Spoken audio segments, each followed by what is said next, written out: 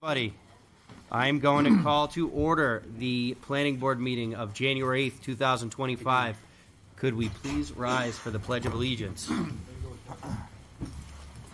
I pledge allegiance to the flag of the United States of America and to the republic for which it stands, one nation, under God, indivisible, with liberty and justice for all. All right, Mr. Rugg, Jeff is going to be about an hour late. Mr. Faber cannot make it today. Okay. With that, I do believe we still have a full gamut of board members here. We've got 1, 2, 3, 4, 5, 6, 7 of us here. You can appoint Tony to I'll appoint. vote for Jeff I'll appoint Tony to. Vote for Jeff. Yeah. until Jeff comes. Yep. Absolutely. Mr. D. Thank You you, got Mr. all the Chair. power in the world tonight. I don't need any more power. I'm good. Thank you. Kind of scary. All right. Let's get 100% battery power right now. That gives us 8 voting members, Jake. perfect. Thank you, sir. More than a quorum. Let's get into approval of minutes. I've got 2 sets of minutes that we're looking to have approved. I would be looking for motions on them. Mr. Chair. Yes, sir. I will move that we adopt the minutes of December 4th, 2024, as presented tonight. I have a motion by Art. Do I have a second? I'll second that, Mr. Chair. I have a second by Lynn, and we will do a roll call vote, starting with Ann. Aye. Oh, Ann Champa, excuse me. There you go. I know, it's hard getting used to this whole roll call thing, huh? Giovanni Verani, aye. Tony D, aye. Lynn Wiles? Aye. Arthur Rugg, aye. Jake Butler, aye. Jason Knights, aye. Steve Bickford, aye.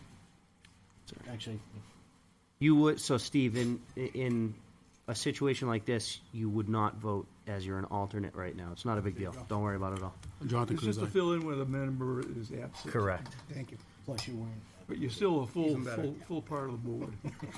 All right, now we have the minutes of December 11th. Mr. Chair, I will move that we adopt the minutes of December 11th, 2024, as presented tonight. I have a I'll second motion, that, Mr. Chair. second by Lynn. Roll call vote, starting with Ann, please. Ann Champa, aye. Giovanni Verani, aye. Tony D, aye. Lynn Wiles, aye. Arthur Rugg, aye. Jake Butler, aye. Jason Knights, aye. John Cruz, aye. All right, we have all of our minutes approved. We'll get into B, regional impact determinations. Ms. Karen, None this evening, Mr. Chair. fantastic. Discussions with town staff. Nothing this evening? Nothing? Nothing. Not one? Not one. All right. Anything? Happy 2025. Happy 2025. I like it. Kelly, anything I good? do have one item for you, Mr. Sure. Chair. Staff was approached by the developers of the village on Technology Hill. Yep.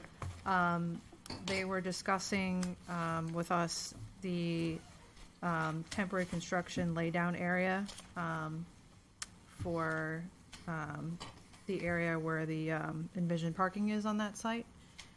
They asked if we could get a consensus from the board about them laying down that temporary construction area. My understanding is it's about 3 About acres 3 acres in size. in size. So they're looking for us to bring that to the board to determine whether or not they need to formally come before you for that temporary construction laydown area, or if this is something that you are okay with staff handling administratively. If I could just add to this Yes, again. Yeah, the engineer had reached out to us. My opinion was they should come back to the board. 3 acres in area. It's not just a simple moving a catch basin here or there. It's a big, significant size area in a significant area that's already disturbed. So, in my opinion, you can't give them a carte blanche just to do what they want to do. So, my Would opinion they, was- would they have, to come back to obviously, the they've board. got something that they would have to present to the staff of what that laydown area is, correct? Correct. So typically, what we're talking about is a type of site preparation plan, Yeah. Yeah. showing what they're proposing to do. It also would address any and correct me if I'm wrong, any drainage, stormwater management type issues, if there are any. So that's the expectation in terms of what staff would look at administratively, if that's the will of this board, or if the board would prefer to see that in a hearing process. Okay. So I know where you're Just, going- I know just, where you're going at with it, Jake. Again, you're gonna say technically you're not gonna have any input. But again, in my opinion, the public should be made aware. I'm looking to give a 30,000-foot view. So if I'm understanding correctly, we have about a 3-acre, let's call it a 3-acre pad that is going to be going, you said the Envision 360, so that's, or you said the Envision building, which is the Envision 360, which is the building that's like built into the rock and it's circular, right? Correct. And it's going where their parking area would be. That is my understanding. And they would need to, prior to any construction of this lay down area, if you will, they need to provide engineering with a site preparation plan, correct? That is what we would require. Okay. That site preparation plan is going to comply with anything that John would ask for, essentially. The site prep plan would be It's based not off John, of it's what... the town what- regulations. Yeah, based not off John. of what you've given them for regulations is what the site prep plan is gonna be built off of, right? Correct.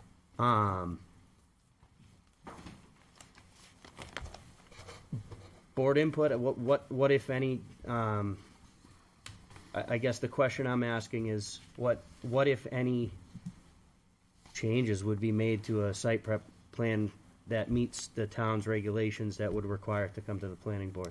Anybody? Mr. Ruggs? Mr. Chair, I think it's critical the public knows what's going on, because it's, I think, a sizable area, and we don't want the accusation that, they're doing things like behind our back or anything. So I think the most important thing is to bring it in and have it public, so we know what's going on. Mr. D? So, thank you, Mr. Chair. I think that there's a lot of balls in the air already. I think to the town engineer's point, and I'm not going to put words in his mouth, but the site, there's already been questions about drainage on that site. Mm-hmm. The town engineer has already expressed that there's going to be problems, or there could be problems. We voted on something that he didn't necessarily agree with. This is now a change. To Mr. Rugg's point, for them to come in for a meeting and show exactly what's going on so that nobody's confused, or, social media doesn't light up like it has been for the past 4 days, is not a bad idea. I don't know what the downside of doing that would be, But but Kelly's going to want tell to make us. sure it's clear that we're not talking about a site plan amendment or an Correct. amendment to their already approved Correct. This is just, master plan. We're This building is a spot to put our specific stuff. to a temporary laydown area Right. for the purposes of But construction. but temporary, I've been on a lot of construction sites, and he's laughing already, because I've seen temporary for Define 4 temporary. years. Yeah, and I'm just And- pointing out that this isn't a site plan amendment. Yeah, yeah, This yeah. is, So if I- it was, that would come. I mean, I in don't- hearing. I don't see that it's a problem to have them come in and show us what they're going to do and how they're going to do it and how they're going to mitigate drainage, because it is going to be changed compared to what the drainage will be once the building is built, and what they're going to be putting in the laydown area, why they're putting it there. I think those are all important things. Typically, I would say staff should handle it. In this case, I think it wouldn't be a bad idea to go public. so I feel like I've heard 2 come to the boards. Anybody else have any input? I would suggest coming back to the board as well for I reasons so got stated. 3 coming back to the boards. Coming back to the board. I got because 4 trust coming our back to the boards. Engineer's expertise. If John thinks we I should got come back, 5. Sounds like we're coming back to the board. Right, we'll let the applicant know. Thank you. Yep, thank you. All right, anything else? That's all I have for now. All right, I don't see any old business, so we will jump into new plans. We have a non-binding review and discussion in accordance with the RSA 674-54 and the Town of Londonderry and Manchester Airport Authority intermunicipal agreement for review of an expansion of the existing airfield lighting vault and associated site improvements, 27 Navigator Road, in the area Kelly Avenue, Gate 4, Map 28, Lot 19, Zoned Industrial 2, and Airport Overlay District. Manchester Airport Authority is the owner, and Manchester Boston Region Regional Airport is the applicant. If you folks want to come on up.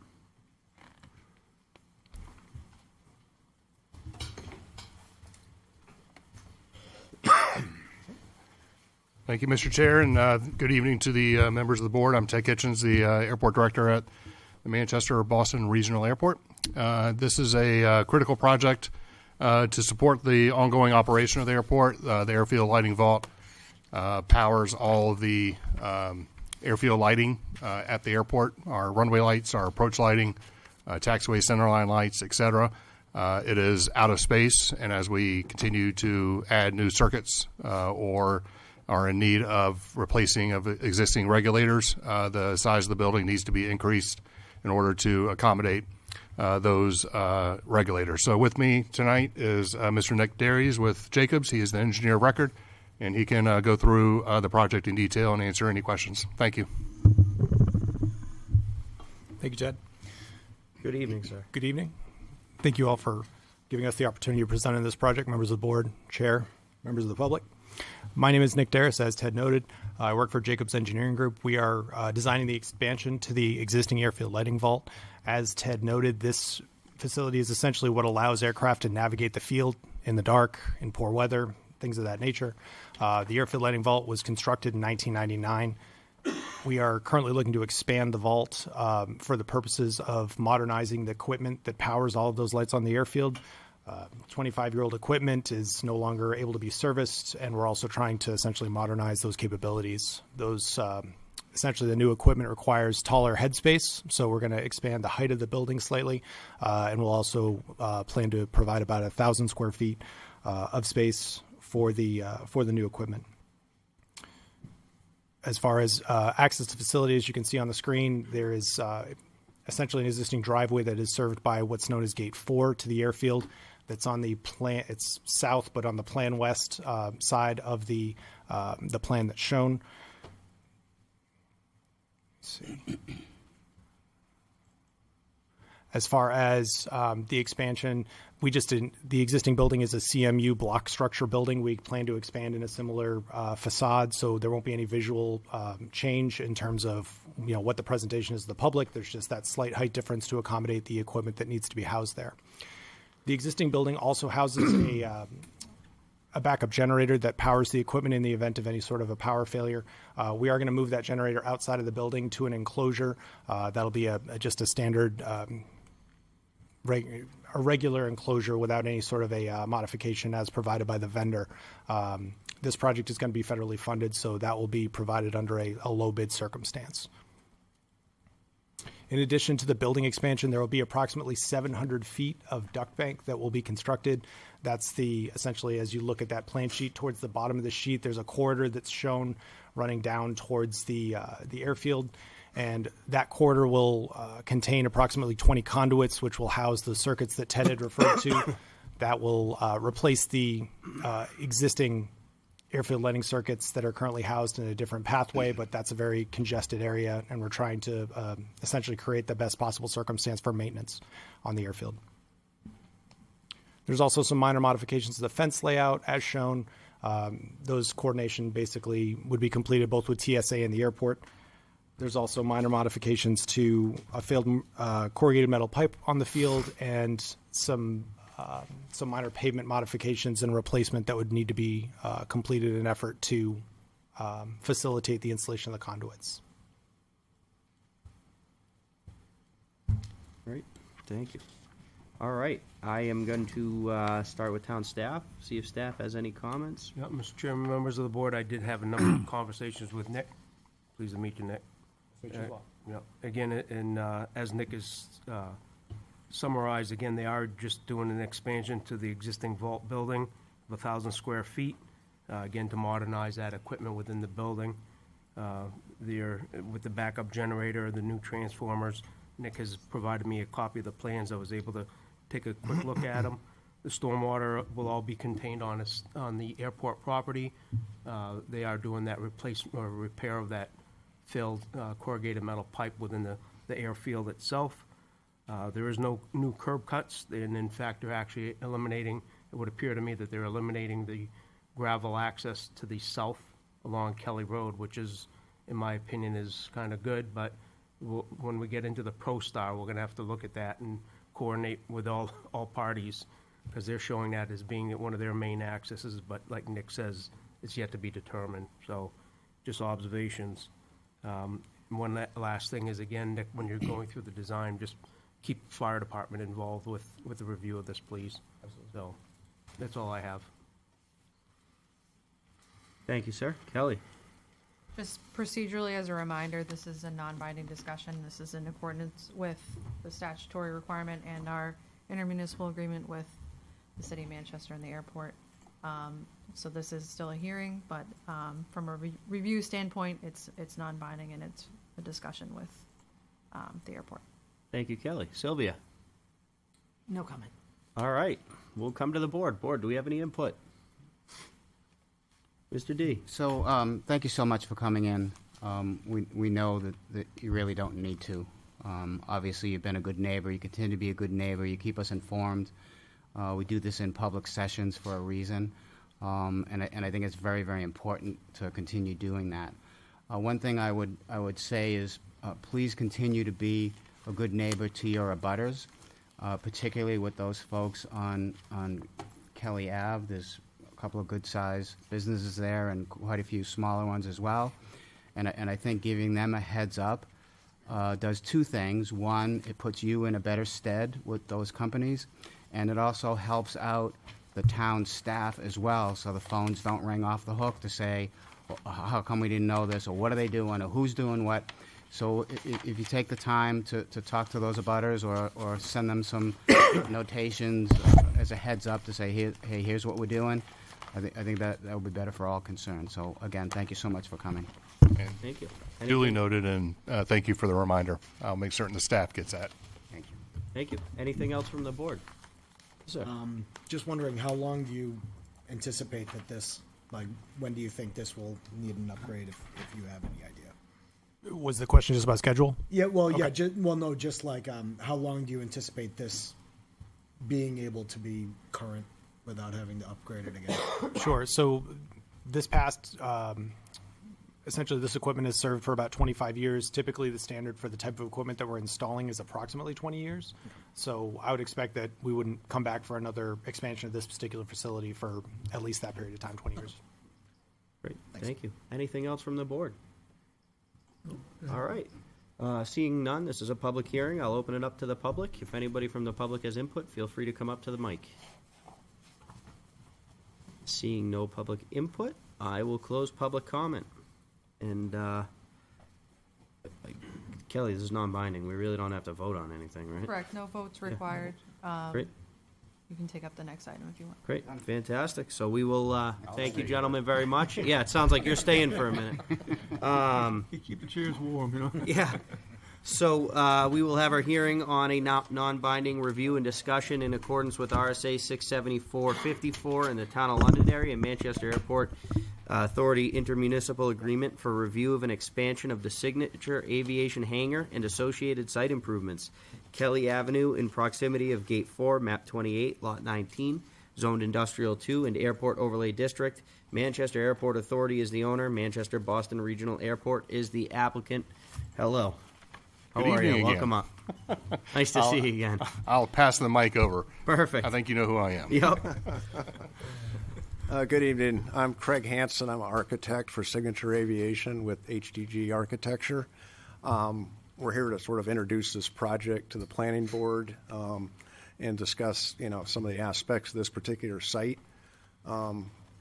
This is a proposed hangar project for Signature Aviation that's contiguous with their existing leasehold, where there currently are other existing hangars and FBO terminal offices and so on, and a series of buildings you'll see on the site plan here in a minute. But this gives you a general location for where this is on the east side of the airfield, which is general aviation side, private aviation side. We can go to the next slide.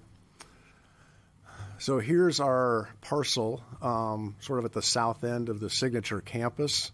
And it's currently relatively open with some paving. There's no buildings there currently. Existing paving, some utilities, proposing to put this new hangar on the site, 31,000 square foot aircraft storage hangar. This would handle corporate jets, nothing on the commercial scale, but smaller private aircraft would be housed in here. And approximately 2 fairly large-sized corporate jets could fit in here. And you can see there's also some airside paving improvements in that hatched area to the left of the building, and then some landside improvements, 2,500 square foot of office in the dark gray to the right of the hangar floor, and then some parking in line with the existing parking lots to the north. And there's an existing utility building there just to the southeast of our hangar. That's the one we were just talking about, Yep. correct? Yeah, your electric vault. Yep. So you can see the red line cutting across sort of left to right. So we've got an interesting property situation here where the majority of this site is south on the Londonderry boundary, and then the Manchester boundary is the north side of that red line. So we're straddling 2 jurisdictions effectively, but this is an airport parcel, and part of the leasehold, the airport's leasing to Signature Aviation. So one of the things we need to sort of work through with both jurisdictions is, who's going to take the lead on permitting and approvals, or do we go through both jurisdictions sort of, simultaneously and get approval from both? But we wanted to present this as a starting point to see the project and see that particular issue. We are currently on the schedule to take this to Manchester Planning Board in a couple of weeks and get their feedback as well. But currently we don't really have clear direction on how that's going to work out in terms of permitting and approvals and so on, and the assessment angle. So we can go to the next slide.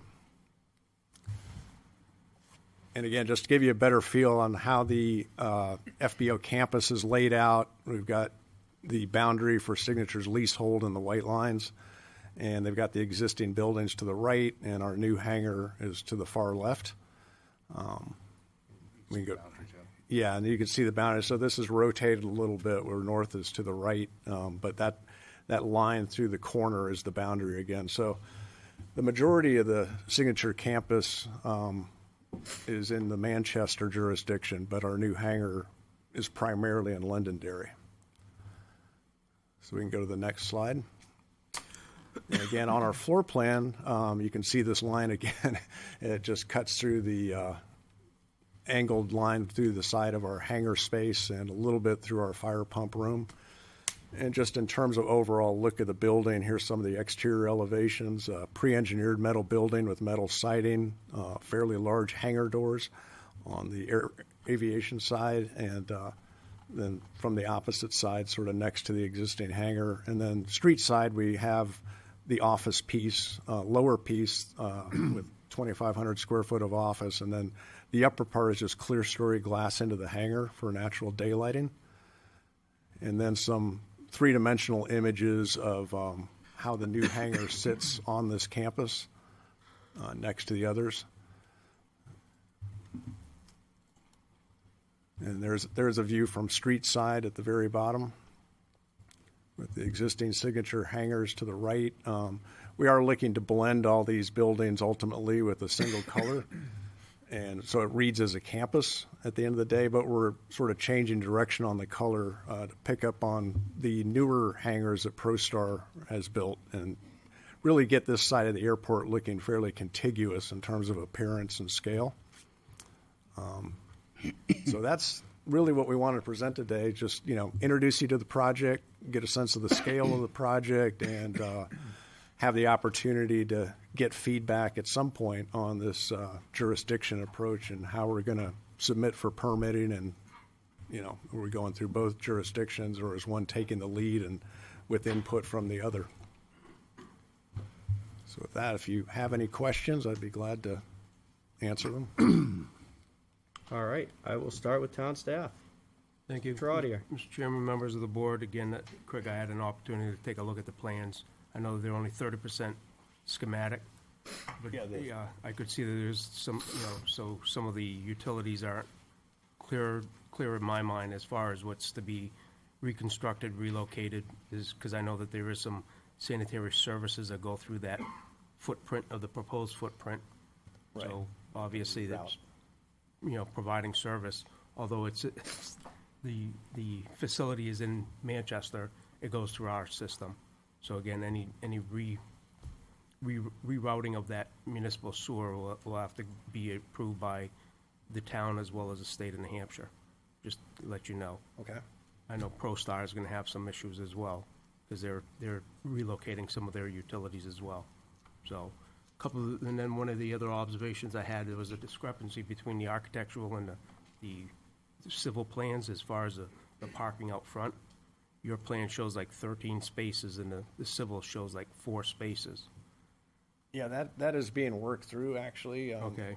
So even the civil plan is modified slightly we're moving right into 60% at this point. Okay. So it's evolved as Yeah. we've gone along. Which- And that is getting coordinated and synced up between the different disciplines. But the parking is going to be fewer than more. Yeah. So the lesser amount is closer to where we're at. And again, although they're non-binding, again, the access to Kelly Ave, that's always a concern to the town, is the traveling public. And maybe we can have a discussion, possibly right in, right out, or something like that, too. Just looking at it gets pretty busy, adding another curb cut out there. Yeah, and this particular rendering on the screen is pretty close to where we are today. Yeah. 'Cause this was taken from the most recent model. Okay. So we've got a couple of parallel spaces right there against the grass, and then Yeah. some other, perpendicular spaces as well, but. Got it. Okay. Yeah. Couple of other items that I had noticed, again, with the sanitary and the sanitary sewer, we'll have to work those things out. The discrepancies, again, as I indicated to Nick, just work along with the fire department. Question that I would have, though, too, is there any particular specialist fire suppression in the building? Yeah, so, the hangars have a special requirement with NFPA. Yeah. There's an NFPA 409 section that dictates fire suppression for hangars. Yeah, so we had worked through that with ProStar, wherever ProStar people are, so, again, because that does discharge into our municipal sewer system. Okay. So again, there was special valving and whatnot that needed to be accommodated or included, so we can work so through that.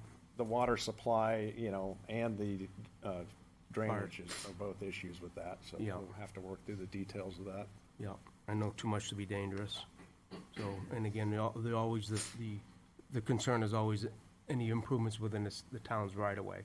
We want to keep them out of the right-of-way, obviously, just for future use of the right-of-way if need be. So, Okay. I'll give you my card and we can talk. Okay. Thank sounds you. good. All set. Fantastic. Kelly. All set, Mr. Chair. Sylvia. This is the first I'm seeing the plan, so I appreciate that. Just a couple thoughts as I'm looking at this. One, not typically associated with the airport, but just the greening a little bit there. It looks like some opportunity to put in a couple of street trees or something, just to, it's always good to try to provide a little bit of relief and add to the greenery. Also, I'm just curious, are these new jobs, new positions that might be in that office space, or are these existing people and they're just relocated, or how's that work? Well, I think Signature may be better to answer that, but this would likely be leased to a subtenant of Signature. And in terms of that office space, it's generally support space for the hangar floor itself. So whoever is leasing the hangar floor could lease that space, or if Signature wants to use this for transient customers, in other words, overnight parking and so on, then that space could be used by Signature as well. So it's sort of optional in terms of how it's ultimately used. But I see, so it's sort of to be determined, in other words, about, I just was curious, are there going to be people employed there and they're going to park there, or it's not it at all? Yes, I don't know if you have any updates on how you want to manage that in terms of tenants, but. Right, it's going to be mainly. If you could just come up to the mic for me, sir, I'd appreciate it. Thank you. Sorry about that. Not a problem. Andy Kazakis with Signature Aviation General Manager. So Thank you, sir. thank you for having us. Welcome. Appreciate it. Welcome. So yeah, this hangar again is going to be 31,000 square feet, and what we're looking to do is lease it out to residents of large scale aircraft like G650. So it's not necessarily going to be more jobs for for that particular building. It's going to be more employees for me. That's ultimately what's going to happen with that. So Thank I you. hope that answers your question. So, but future employees will be parking there, or? Not employees, no. They'll be parking on the other side. I don't know if I'm. Oh, okay. It's hard for me to see from. Yeah. So when the tenants do move in, that'll be parking for the residents that actually have their aircraft there and are working. out of Oh, that. I'm sorry. So people who own the aircraft are going to park there. Yes. Yeah. Okay. It went through the thickness there somehow. Okay. Yeah. But I think, Sylvia, to answer your question, this could generate some additional jobs at Signature because of the additional activity Yeah. that Right. the aircraft will bring that are going to be based in that hangar. So Oh, it could generate wonderful. some additional jobs. Yes. Yeah. Great. Thank you. Thank All you, right. sir. That's- Anything before you sit down? Anything Yes. from the board? No, I just want to say, could you get closer to the microphone when you speak, because it's being recorded for the public. I mean, it's live on for the public, and it's sometimes hard to hear if you're. Thank you. Thank you. Hold on, let's get that mic a little closer for you, Ann. Thank you. No, I appreciate it if you do All that. right. Anything else?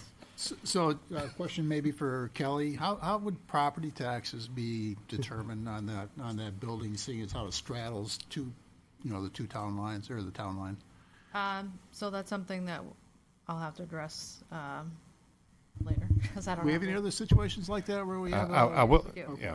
I will say, if you don't mind, Kelly, the Freudenberg facility at the airport Yeah. straddles both. Yeah. So. Okay, so Two tax bills. we're not going to be breaking Two any new tax bills is ground. the short answer, but in terms of numbers, I don't. Oh, have no, numbers but we're not breaking any new ground with Yeah. property taxes or anything like that. Yeah. Okay, good. The assessor will figure it out, because I know the yard, the very front of it is actually Londonderry, the rest of it is in Manchester. Correct. And I remember when Rick Brito was the assessor, he had a formula and everything, how they calculated it, so. And then my other thought would be, do you ever look at putting solar on top of a hangar roof like that? Yeah, like I It's said, a well, allowable use, or, for aviation uses, or what the situation might be, but it's a nice flat roof Yeah, out it's- in the middle of the sun. yeah, and all of the hangars we do for Signature are designed structurally to accommodate the PV panels, including here.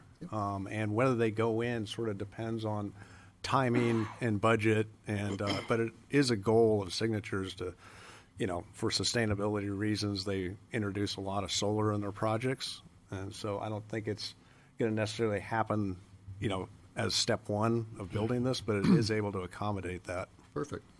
Yeah, good to hear. Fantastic. Anything else from Mr. Rugg? The signage, that's just on the building itself? I'm sorry? The signage, The signage, yes. yeah. Yeah. I think you got a nice airport-like structure there. Right. I believe it's only going to be on ramp side. Yes, right Yeah. there. Yep. Oh, okay, because that's part of the active side of it. Yes. Yeah. Mr. D. So I would, thank you, Mr. Chair. I would agree with Sylvia that I think you could green it up a little bit on the Kelly Ave side. I think it's a great spot to green it and, do something that looks appropriate. It's for a hangar, it's a handsome building. I am looking at the schematic of the building, the one that has the two planes inside of it. And I'm wondering, why wouldn't you make it a little bigger? I'm worried about the tips of the wings of my plane. Understood, yeah. Right. Yeah, I am too. If you, It's A010. So yeah, it looks cumbersome to me. but- if you can open that up so that they can see there we go. So those are two G650s, and right now we're working on putting garage doors and again, I'm sorry, I can't quite see it, but that go into each corner, so that way you can actually move the aircraft nose directly into the corners. Got it. So that actually gives you a lot more space to go and have another aircraft in the middle of that as well. So you can actually move those two aircraft out without having to move the other one. Got it. If that makes sense. Makes sense. Thank you. Sure. Anything else from the board? All right, this is a public hearing. I will open it up to the public. Public have any input on the hangar? Mr. Breslin, you can sit down. He'll take that mic from you. Thank you, sir.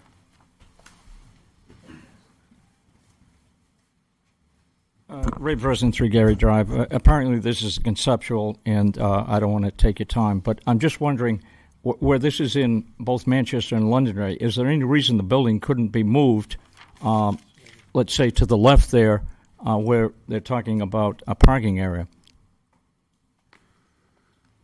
So it would be strictly in Londonderry? Yeah, if you don't mind, Sure. Mr. Chair. To the left will be that airfield lighting vault that we just discussed. Okay. And that would be okay. a very large undertaking to So to it would not be feasible? Correct. Yes, sir. Oh, okay. I was just wondering, just to make it less complicated. Yeah, you see the little white building there. That's the project we just discussed about Is expanding. that an existing building now? Yes, sir. Yep. Okay. Thank you. Thank you, Ray. Anything else from the public? Seeing none, I will close public comment. And again, this is a public hearing that we don't vote on because you come here out of a courtesy. So thank you, gentlemen. I appreciate it. Thank you. Mr. Kitchens, you're sticking around for the next one? All right. Round So 3.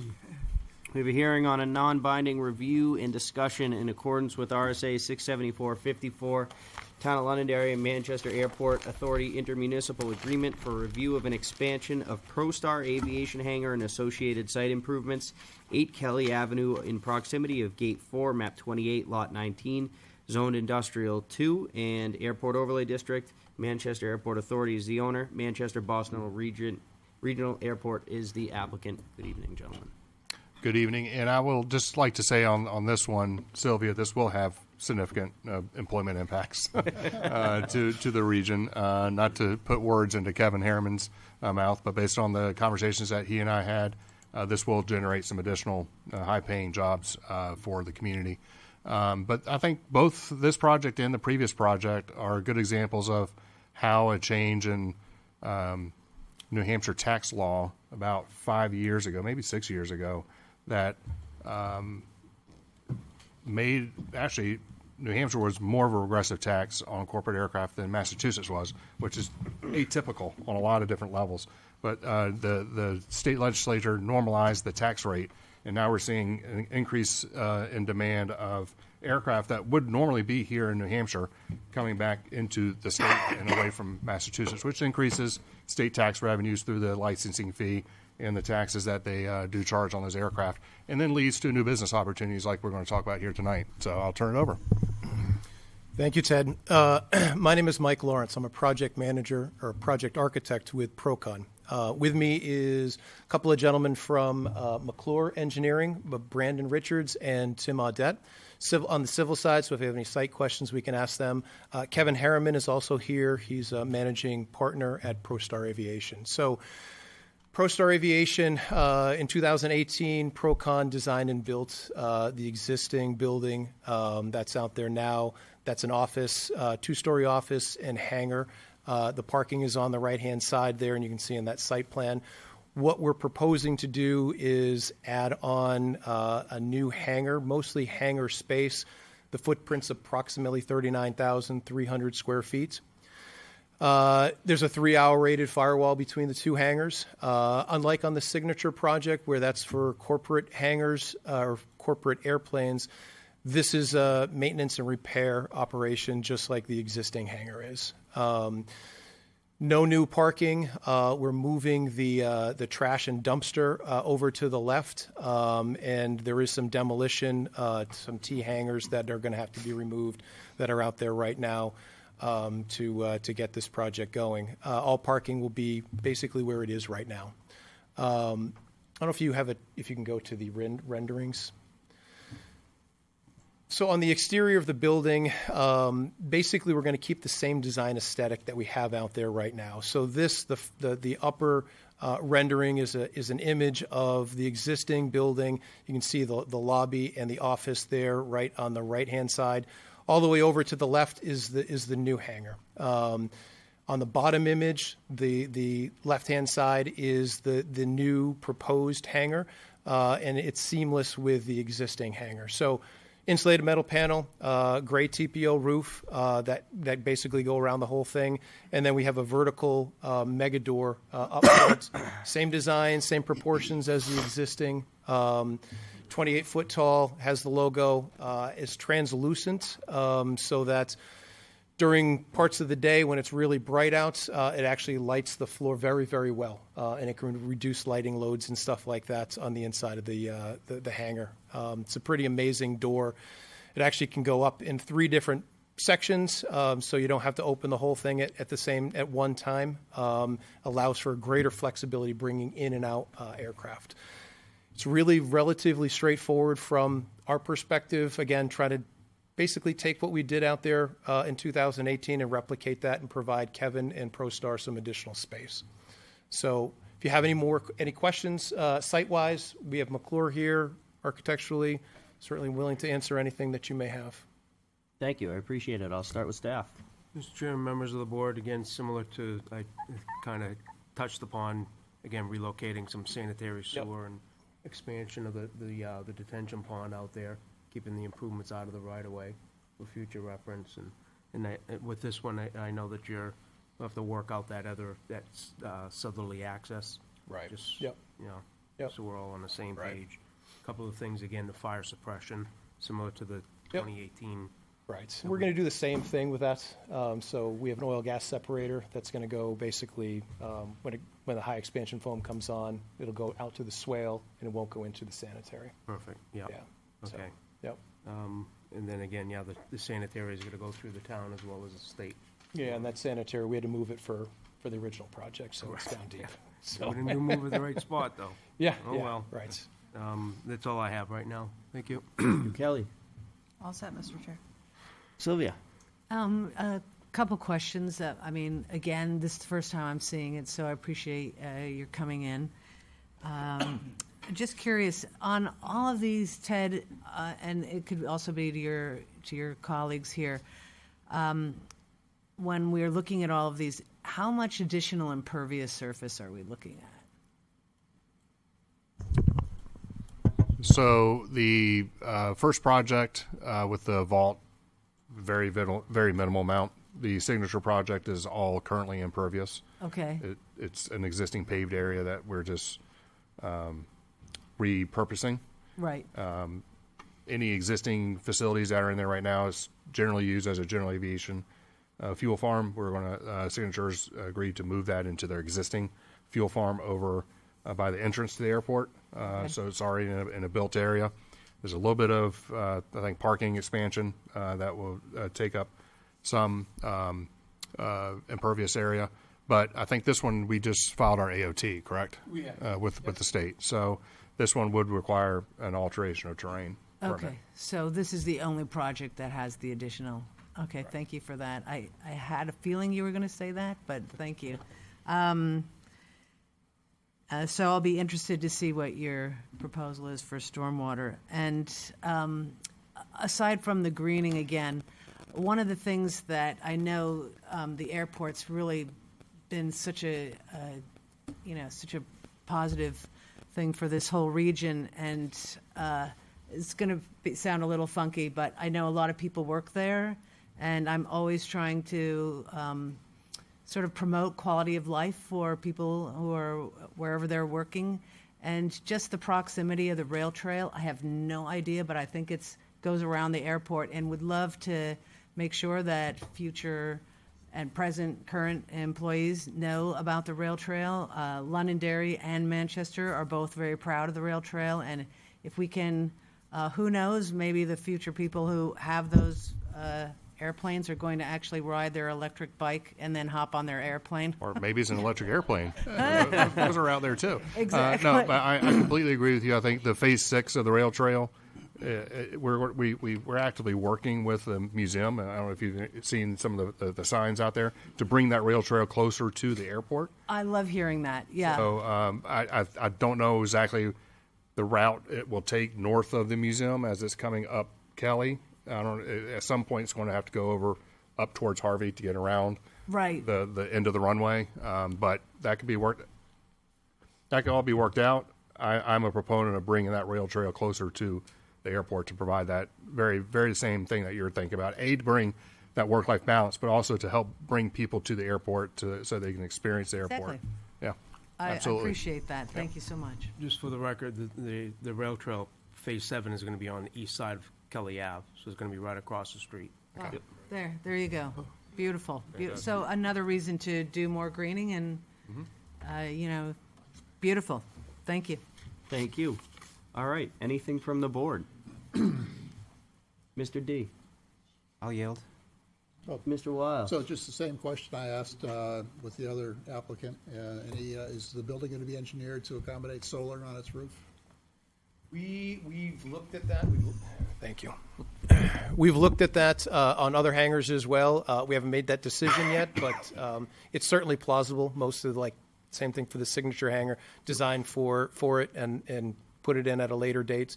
With some of the deals that are going through, like Renew Energy and stuff, Revision or something like that. Yeah, we've looked at that for other projects, and we'll look at that for this one here as well. Okay, great. Mr. D. So for clarity, this particular, you had one building that was Manchester Londonderry. This one is 100% Londonderry. Right. 100% Londonderry revenue. Thank you for being a good partner. Mr. Rugg. And I think the design is good also, so. Thanks. Airport fits right in. Yeah. Gentlemen to my left, anything? All right. Seeing none, this is a public hearing, so I will open it up to the public. Seeing no public comment, I will close public comment. All right. Gentlemen, thank you very much. Thank you very much. All right. On to conceptual items. We have a conceptual non-binding discussion for a 48-unit multifamily residential development, along with associated site improvements at 222 Rockingham Road, map 15, lot 150, zoned commercial 1, and Route 28 overlay district. Dark Horse Investments LLC is the owner and applicant. Gentlemen, good evening. Good evening. For the record, my name is Doug McGuire. I'm with the Dubé Group, the design engineer looking at this project, and also with me from Dark Horse Development is John Norton, the owner and developer of the property. So thank you for having us. Really the purpose of our meeting here today is to propose, we've put a fair amount of time into some ideas of development for this parcel, and we wanted to just present it to you and get some of your initial feedback before going full on into the design review process with staff. So to orient you a bit, looking at what is on the screen, the property is located at 222 Rockingham Road. This is across the street, essentially, from the Freezer Warehouse building, right on Rockingham Road. The property is approximately 10 acres in size. It's zoned Commercial 1, and it is within your Route 28 Performance Overlay Zone. The site as it stands in its existing condition is mostly undeveloped with a single-family home which fronts on Rockingham Road, right kind of close to the road, right where Kelly's got the cursor there. Also, just to kind of orient you onto the site, this is diagonal from the 16-unit multifamily building that my office also worked on and we recently permitted with this board. So that's across the street, currently under construction now. Kelly, could you go to the next slide for me, please?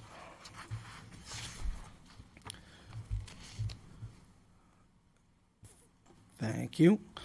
So this is just a zoom in of our actual site. And when Mr. Norton brought the project to us, we looked to review the site for highest and best use, what made sense here. And there's a few factors that we had to look at on this site to that would help or hurt certain types of development. One is that there's some existing wetland fingers and wetlands on site that we were going to be looking to work around. And on those, we did survey the property. This is all fully surveyed, and the wetlands have been delineated. And the wetlands are the highlighted green areas that you see on the top of the page, or north is to the right, so it would be on the westerly side of the property. But what you can see is that there's a wetland finger that comes in from the west downward towards the existing single-family house, and also a wetland finger that bisects the property in the middle with some wetlands off. There's also a gas line easement that goes through the property on the western side. So those were some factors that we were looking at and how we would develop the property. Additionally, the property is about 1,000 feet deep. The latter 500 feet of the property, like the back half of it, is surrounded by single-family development. Those are single-family homes to the west. There's some wetlands to the north, but that is a single-family lot as well. So, you know, we had some AR1 zoning around us on the perimeter. And then lastly, obviously, there's as I mentioned, a single-family home at the entrance to the property, and that single-family home is in good condition. And so we thought if there was a way to potentially preserve that rather than just knock it down for no reason, that was a factor as well.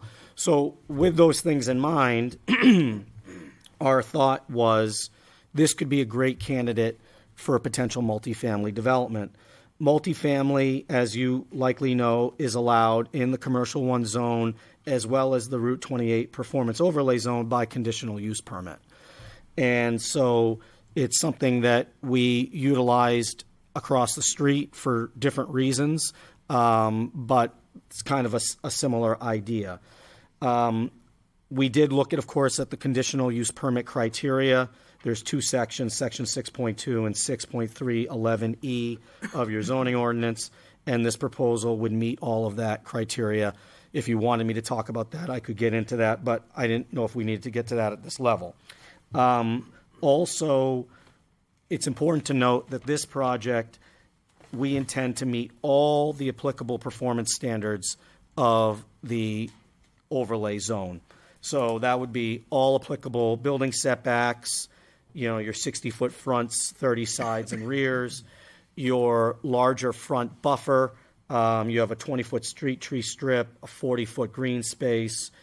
We're meeting the side and rear buffers of the 20-foot minimum green space around.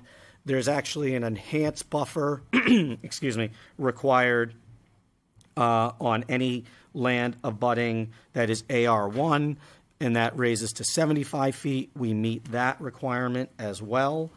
So we wanted to make sure that, you know, we were fitting everything within this area. As you can see, this type of development works very well because of the wetland finger in the front.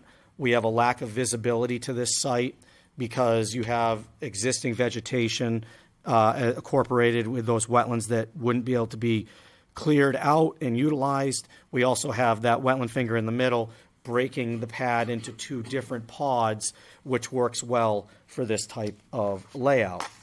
So then, I guess specifically getting into the details here, what are we proposing with this multifamily? Could we go to the next slide, Kelly, please? So this is a architectural rendering of the building, and when we started leaning towards the multifamily and going that direction, John wanted something different than some of the other multifamily that's in the community. I mean, obviously there's a need for housing, we all know that, but it's nice to have something maybe as a bit of a different option than what is available in the community already. This building, as far as we're aware, is pretty unique. We're not aware of it in being used anywhere else. It's a garden style building, but what it is it's a 3-story building that each floor is only 4 units. So what you have is you have a central corridor as you come in, and then each unit is essentially a corner unit with two sides on the outside of the building. So it's not your conventional garden style, multi-tenant building that you see in some of the other projects, including the one that we worked on. What's that? Small scale. Smaller scale development. The other thing about this is that these units are all not, the shape of this building and the way that it's engineered and laid out and having that corridor allows for a very nice clean footprint inside. And these units are all proposed to be 2-bedroom and 2 full bath. They're approximately a little under 1,100 square feet, so in a fairly good size range.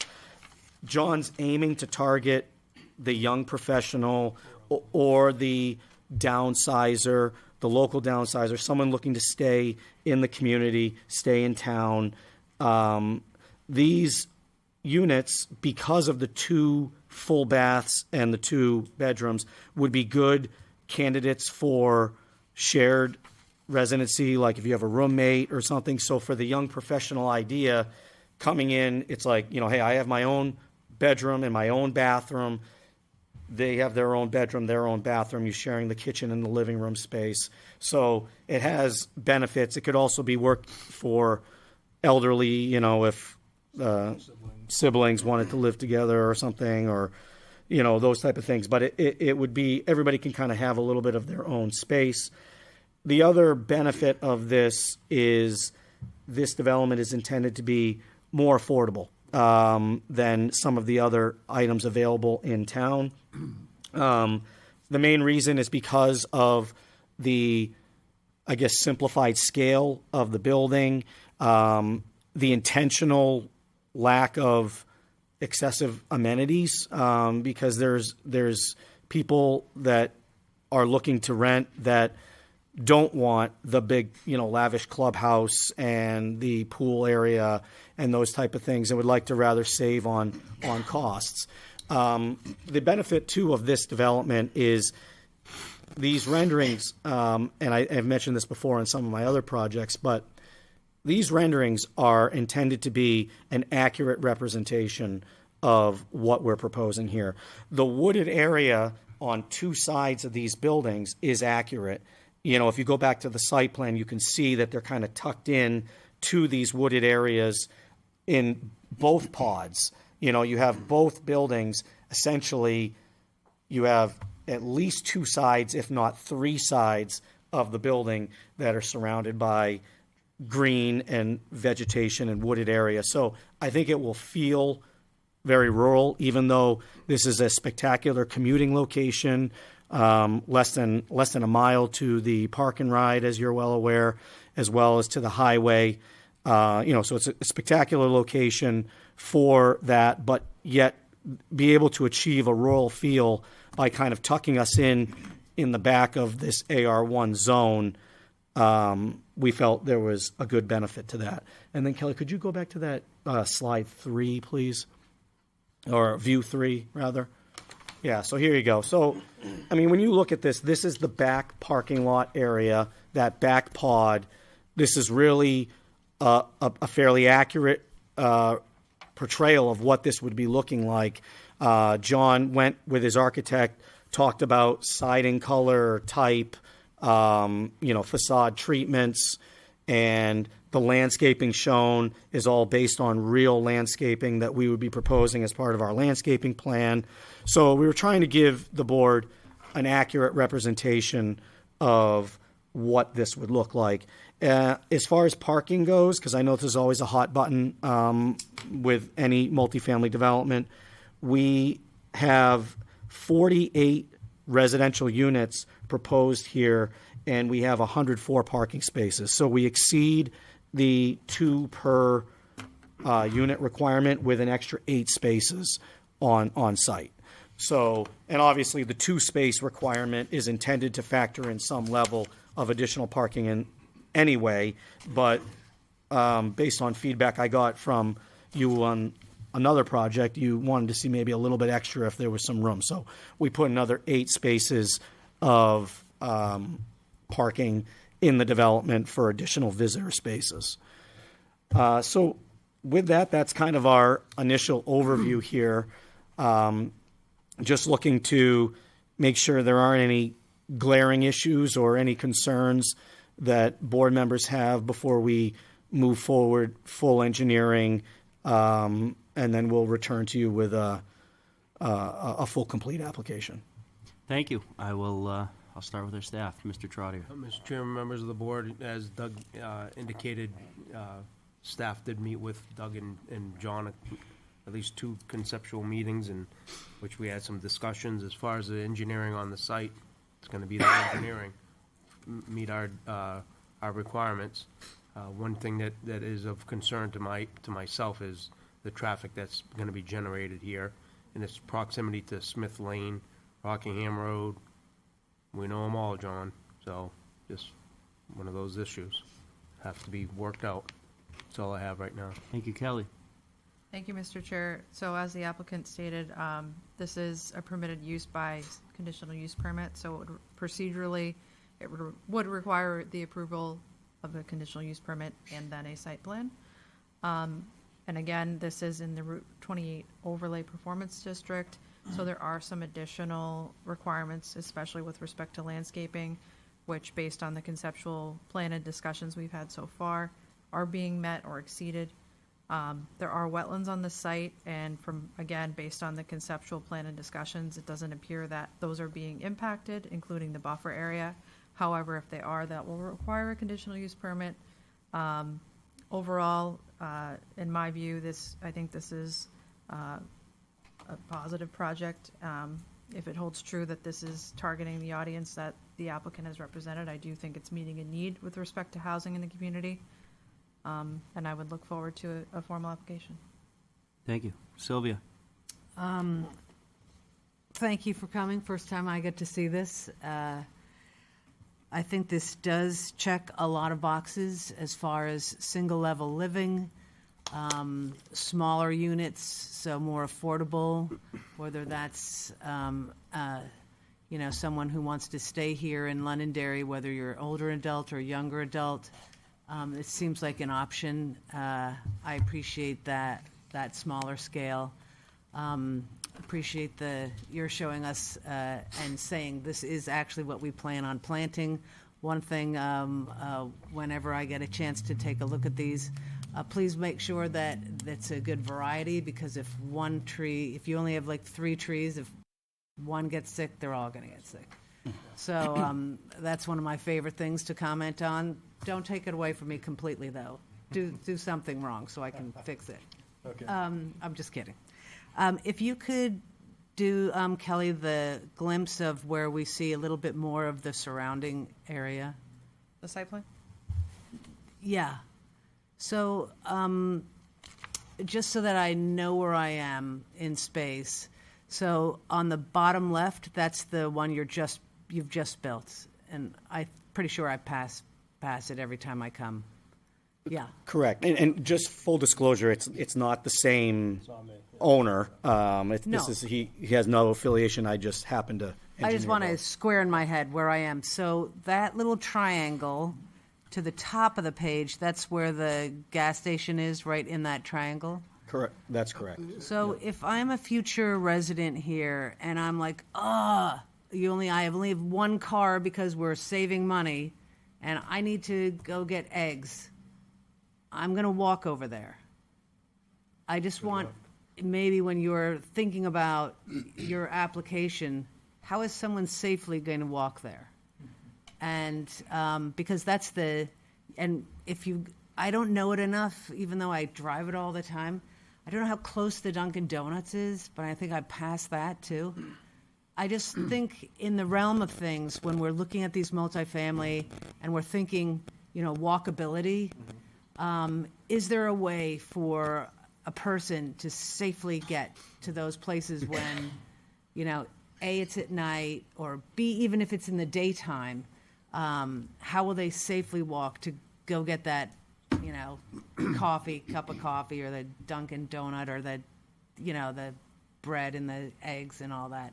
So just thinking of that, because I think this area seems to be changing a bit, especially if this is now attracting, it went from one side to the other. It seems like it's attracting some different types of development, and I just think walkability is really crucial.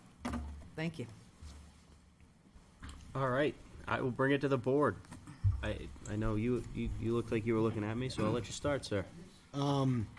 Yeah, overall I like this. I like how it's kind of separated, isolated, if you will, and even the buildings themselves are kind of in pods.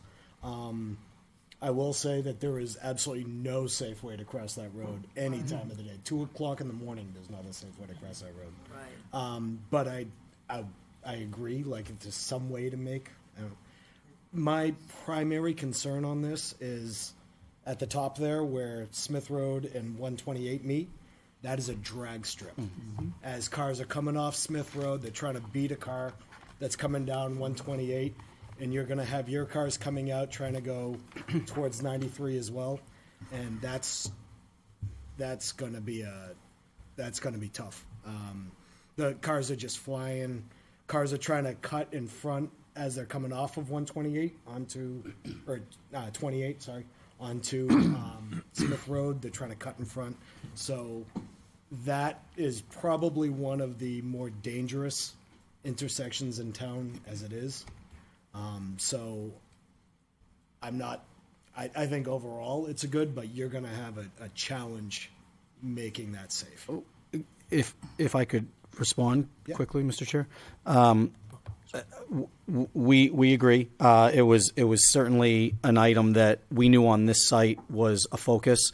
We've already contracted with a traffic engineer to do trip generation and counting out there to see like what we'd be looking at for trips. The good news is that this type of development is a fairly low traffic generator comparing to other potential commercial uses, office uses or things like that. So it's not as heavy as a generator. We're not locked in stone on the location of the driveway. Obviously, we were pushing it away. We are improving because the existing single-family home driveway is actually closer to that intersection. And so we're pulling that away and then bringing that off of our driveway to kind of pull a curb cut further away from there. It's something I wanted to discuss with you, John, at some point as to whether or not what we were trying to do is balance the getting as far away from that intersection to provide the most amount of sight distance and everything as possible, but also we have the driveway across the street of the warehouse that also, not that there would ever be any through traffic, but we were kind of trying to do some offsetting there.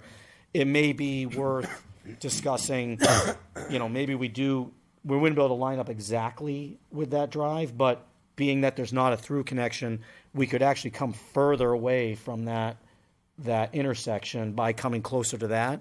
And I think it was a knee-jerk, an initial thought to kind of split the difference, but maybe the higher value from a safety standpoint would to become closer to that other driveway and pull away from that intersection. Yeah, so I would think the furthest you can get away from that road, that intersection right there is probably the best. Yeah, so in that discussion will have to take place with DOT as well, Yeah. where 28's a state road. And also there is, they are starting some of the design work for the intersection of 28 and 128, the roundabout, and even looking from the roundabout basically to exit 5. So there's a lot that's going to be happening real shortly here. Okay. It's desperately needed. Absolutely. What is the roundabout? I'm sorry? Rotary. At the triangle. Okay, that's a roundabout. Where all the tractors are. Correct. Can I just dovetail into that discussion too? So I went to the DOT 10-year plan. I have it in front of me right here, and it's talking about 2026 to do the engineering at that intersection. So it's not going to happen this year, but it's going to happen sooner than later. And I think it's critical that you work with DOT to let them know what your plans are as well. And going to what Jason says, I live up in that area as well, and that road's a nightmare at 5 in the afternoon, 8 o'clock in the morning, just making a left turn out of Noise to go toward Manchester. And I had hoped on the 10-year plan to see some indication about improving that entire corridor from Route 128 down to Exit 5. I don't see it on the plan now. Yeah. No, it isn't on it. Yes, which I was kind of surprised because I thought it had been on it. But so that's a little bit of a concern because the lack of left turn lanes on that road is very problematic, I think. And you see the potholes on both sides from people going Just around to- cars making left turn lanes. To respond, so the town was contacted for input regarding exactly that, and we did advocate for that to be on the 10-year plan. Obviously, it didn't make it on, but the town did heavily advocate for that and has been over the years, is my understanding. Yep.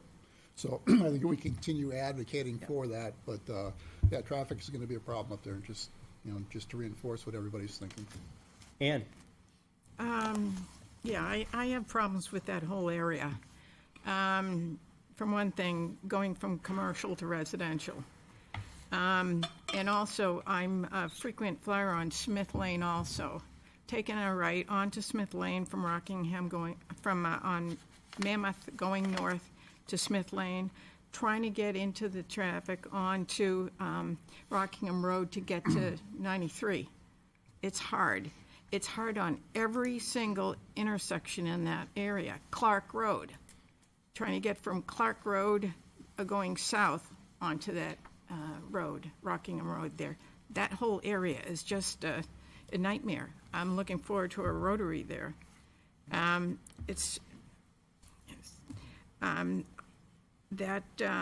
was I going to say? You're talking about elderly people getting out of your development. If I was elderly, I'm there now. I wouldn't want to put myself into that position, having to get out of there every time I wanted to go somewhere. I'm just being real with this. Let's see. One thing about I don't like the color of the buildings, the baby blue or something like that. Something more natural to go along with the trees and, tans, grays, something. Can I respond to that? What? Can I respond? Yep. Yeah, sure. I just want to introduce myself. I'm John Norton. Good evening. Thanks for taking the time. We did go back and forth on the colors quite a bit, so it's kind of funny you bring that up.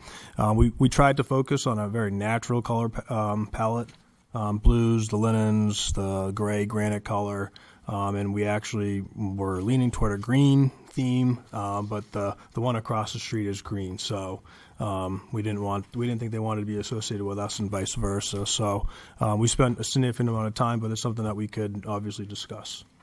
Yeah, because And of course, we would go to Heritage, of course, and submit all this as part of the process. Yeah. Of course. I don't like to see more housing in an area that's so tough.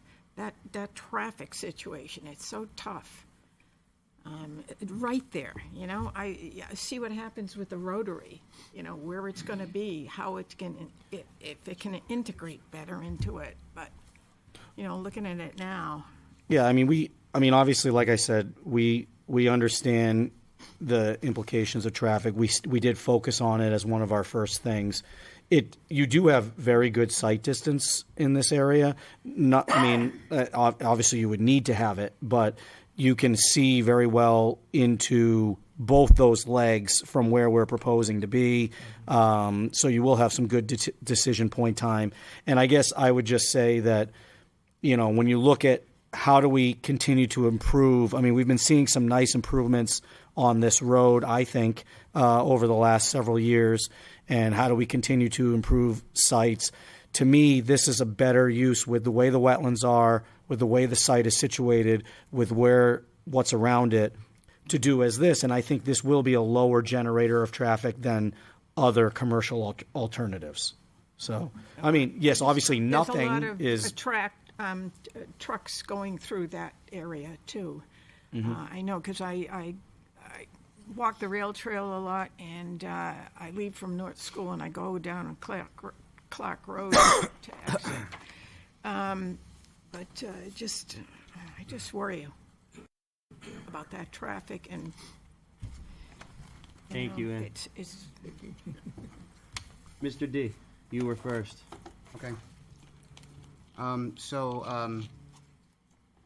those that know me understand that I'm a big belly band fan, and I appreciate the fact that you added belly bands to the building to take care of the height issue. I think that for one thing first, can you see? Will you be able to see these buildings from Rockingham? Do you think? Probably not, but we Maybe from one direction coming, going west, so up the page, you could probably see in. The vegetation of that wetland is all going to stay adjacent to the house, so that, during non-winter times, you're not going to see anything through there. And the ones all the way in the back I don't think you would see at all. Be able to see those at all. I don't think so either. Yeah. But I think it needed to be asked and answered just for the general public. I think it's also, it's duly, we need to say it as many times as possible that the town cannot control Rockingham Road. That's a state endeavor. You're going to have to deal with them on where that curb cut is going to be or not. And the general public needs to understand that we cannot do anything that the state, because the state is in control. Mhm. We can ask them to do things. We can ask them to be partners, but for the most part, they're going to do what they're going to do. They got their 10-year plans, and it doesn't appear as we're there anymore. The other thing is I think it's important to understand that market drives all of this. This is market driven, and somebody that comes in to look at one of these units to rent is going to make a decision in a nanosecond whether they think it's too dangerous, and they just won't choose to live there. So it's not going to be a surprise. It's not like it's busy for an hour a day in the morning and an hour a day in the afternoon. It's always busy there. Anybody that comes out of there, that facility, to take a left to get to the highway is going to have a problem. And the market will drive whether people are going to tolerate that or not. That's just how it works. So, we'll see how it works out, and we'll see if people are interested or not. But that's not a problem that this board deals with. So, I wish you the best of luck, and thank you for thinking of investing in Londonderry. Thank you. So, obviously, you heard the traffic concerns from everybody with that Smith Lane and Rockingham Road intersection right there. If there is a 10-year plan and the state's talking about improvements to address your concerns, Sylvia, the only way you can safely get anywhere on Rockingham Road is with like an orange vest and lights. I wouldn't walk down Rockingham Road. And I grew up right across the street.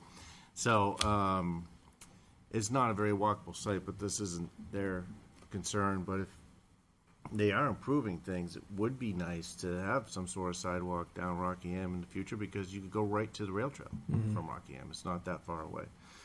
So I'm not saying that's your concern. I'm saying if the state is improving Rockingham Road, it'd be great to have some sort of walkability built into that, because I think that would be awesome.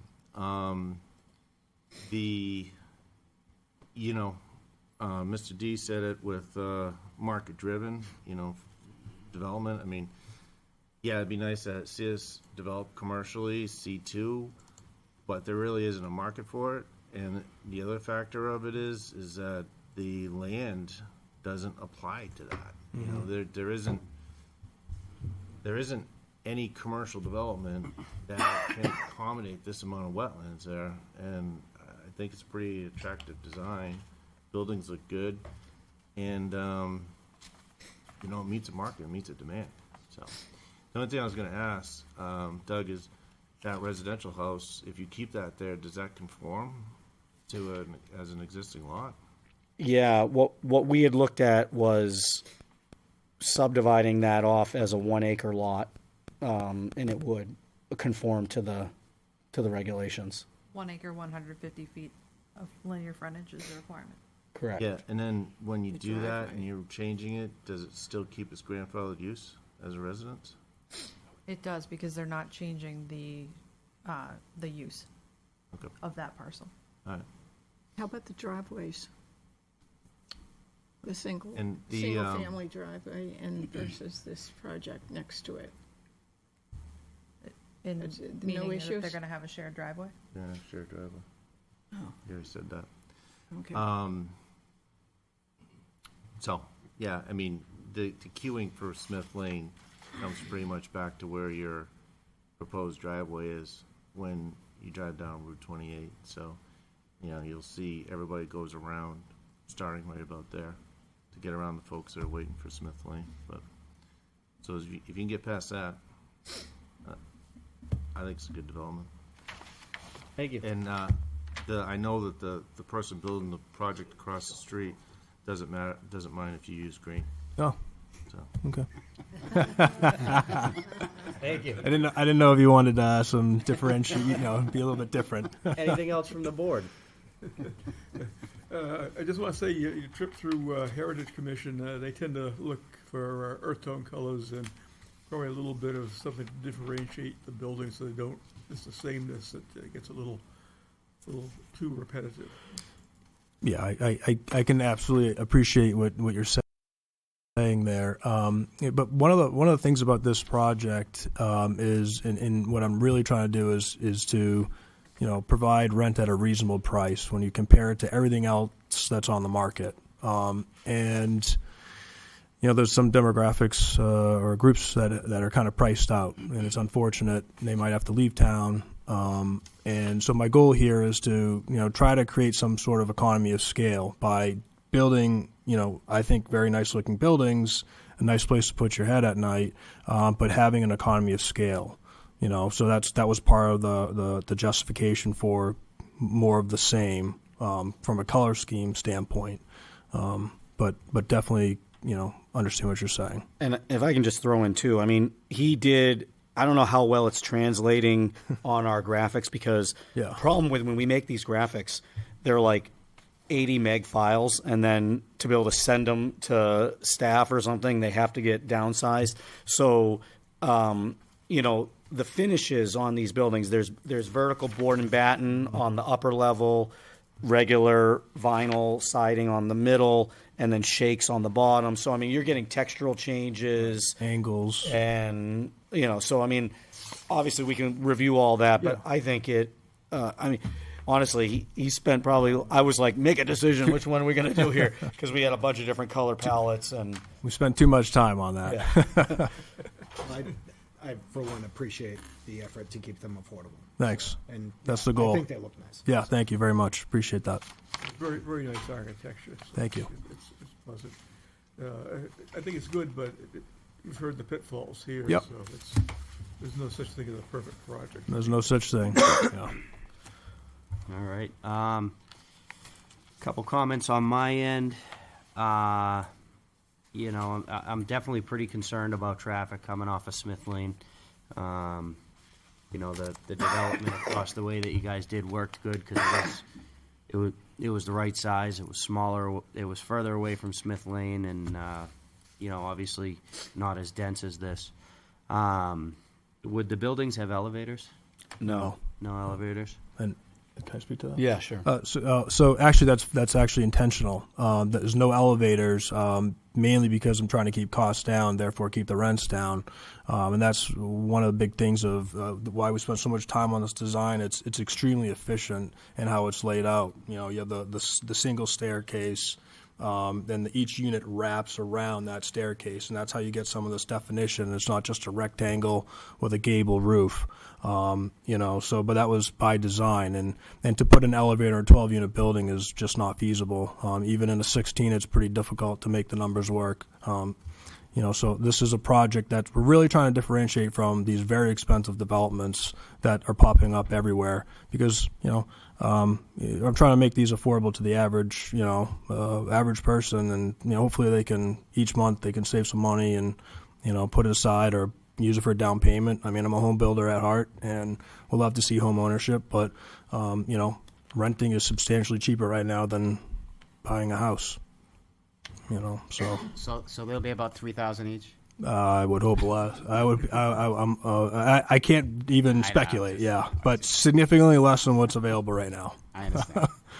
And that's Oh, and I think- inherently they and will I think be. he knows that, you know, and not putting it. We talked about it, like not having an elevator.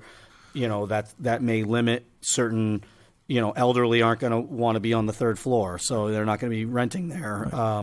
But there's other available things, Woodmont, that, you know, if you want that, you can get that. It's just if you're looking for something as you know, you just got out of college and you have a roommate and you want to live someplace, this could be, you don't care about a couple flights of stairs. And these types of projects and developments used to be very common, as you guys know, and they've all kind of fallen by the wayside for these 200, 300 unit developments with elevators, all these beautiful amenities that, you know, what I'm trying to do here is and I think there's a real market for it, just given, you know, everybody that I know. But you know, that's our goal here is to hopefully, you know, help people, and you know, it's just the market for our generation is just so tight. So Not having a pool and a clubhouse is a great start. right, that's a good start. Exactly. I'm sure you will all get to this as you go, but you know, if the parking lot looks tight, feels tight. Obviously, it's going to have some radius requirements that it needs to meet. I agree. I think it's a decent development, but I think you're going to find find your struggles on this one, particularly with traffic and getting out onto 28.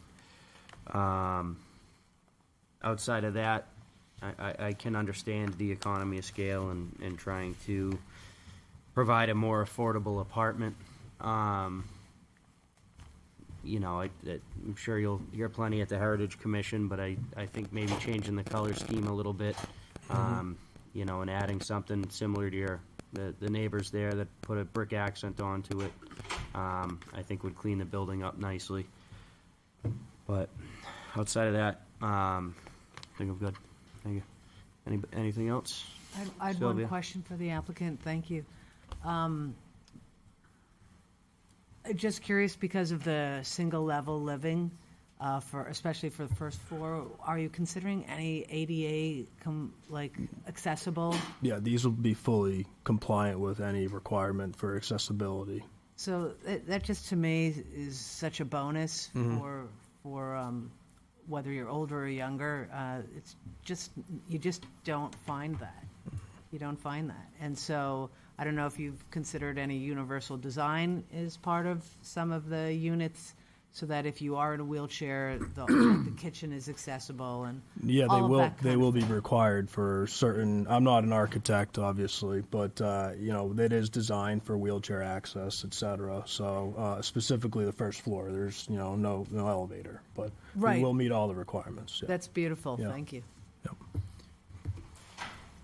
Kind of goes back to my whole thing about the elevator. ADA compliant doesn't really make sense without an elevator. I understand what you're saying. I can appreciate the thought of, I get it, elevators cost a lot of money. Putting an elevator well up costs a lot of money. Everything involved with elevators is expensive. You know, it's going to add $150,000 to a building. But More than that. Well, yeah. From a from a strain on services standpoint, and I'm sure the fire department could chime in, but you do have a patient on the third floor who's 350 pounds and no elevator. Not somewhere I'd want to be. That's going to probably draw out, Yeah, I think. Might not rent it to begin with if he's 300. Well, I guess Where they go right to the top floor. I guess our mindset is that, I mean, obviously, you're not required to have an elevator in a three-story building. understand that. So I mean, the goal is our thought, or John's thought was, if you have the first floor fully ADA accessible, if you have people that are looking, that are in a wheelchair or elderly, they would look to be renting the first floor. I personally, if I was getting out of college, I would want to be on the top floor, so I can, nobody above me, and I don't care about going up the stairs. So, For rent. yeah. So I mean, I guess that's the thought, but it truly is it is something different that we believe is not in the market in Londonderry, and that has its positives and some negatives, I suppose. Absolutely. All right. I think the board was all set. Thank you, gentlemen. Thank you for your time. Thank you. All right. We are on conceptual discussion number 2, which is item E. Conceptual non-binding discussion for a planned unit development, mixed-use development including 1,360 residential units and approximately 28,000 square feet of commercial space, along with associated site improvements, 109 Auburn Road, map 18, lots 32 and 36, zoned AR1. Governor's Hill Corporation is the owner and applicant. Gentlemen, good evening. Good evening, Mr. Chairman, members of the board. My name is Morgan Hollis. I'm an attorney at Gottesman and Hollis, 39 East Pearl Street in Nashua, and I represent Governor's Hill Corp., which is the owner of a fairly large parcel of land identified as map 18, lots 32 and 36, having an address of 109 Auburn Road. The property is in the AR zone, but we are looking at development under the PUD ordinance provisions. That's 5.2 of the zoning ordinance. With me this evening is Brian Pratt of Fuss & O'Neill. He's the project engineer, and you'll hear from him right after I introduce the project. I am the project's attorney. We have a number of other people working on the project already. I started on this project months and months ago, and there have been a lot of iterations. As someone in my office said, we're now down to, I think, 20 perspectives. So we spent a lot of time looking at this property. This property is owned by a corporation which is the members of the LaMontagne family, and they're here this evening because they're interested in your comments and feedbacks on this plan. I think you all have a fairly in-depth package for a conceptual plan, and we're going to try to go through it fairly quickly so you get a broad brush approach, and then you can ask questions and give your comments. As you know, the purpose of the PUD ordinance, you know better than anyone, is to allow the property owner to propose their own development largely independent from land use regulations that would otherwise be applicable. I think Londonderry is really in the forefront in terms of this advanced land use planning, and always has been, because we now know, and it comes out every day in the paper, it seems, or in the media, that the only way to obtain more affordable housing is to have proper zoning which would allow that type.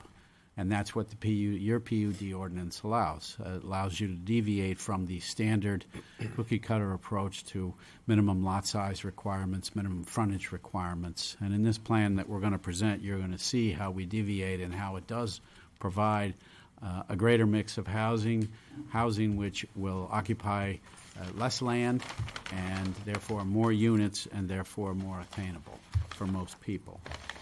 The PUD master plan is very similar to the special zoning district classification for the parcel as to uses, dimensions, and other standards. It's really there, as I said, to promote flexibility in a very large-scale development. And it's to improve the quality of new development by encouraging better aesthetics and site and architectural design. And I think you're going to see that this evening, just how that translates. Under why are we here this evening category, your ordinance under section 5.2.3 says the process is to meet with the community development and hold some conceptual discussions with them, and we've done that. And then it says meet with the planning board for conceptual discussion, and that's why we're here this evening. Obviously, it encourages multiple conceptual discussions if necessary, or you submit a plan and you go from there as a master plan approval. So what do we have here that draws us into the PUD ordinance? We have a 241-acre tract. You need 100 acres contiguous. It has been and continues to be a gravel extraction and mining operation. And those are pretty much rarities in this day and age, but it's been there. It's been run by the family. It's been a good member of the community, providing materials for various construction projects in the area. It's located in a portion of Londonderry, which is somewhat distant from the more densely populated area of density and where the commercial uses might be. In fact, it borders right on the edge of the Auburn town line, as shown on the plan in your packet and as shown in yellow.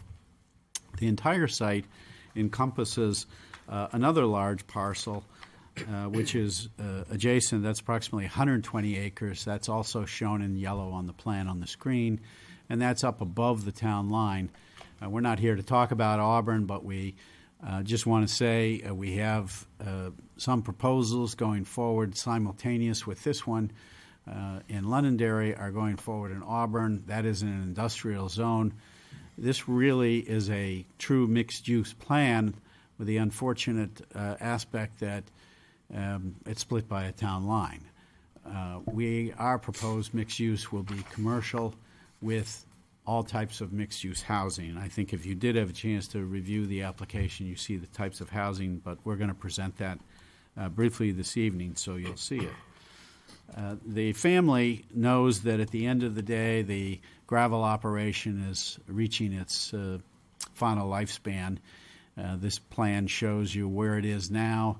If you look at the plan, you see some of the highlighted areas that will be talked about by Brian.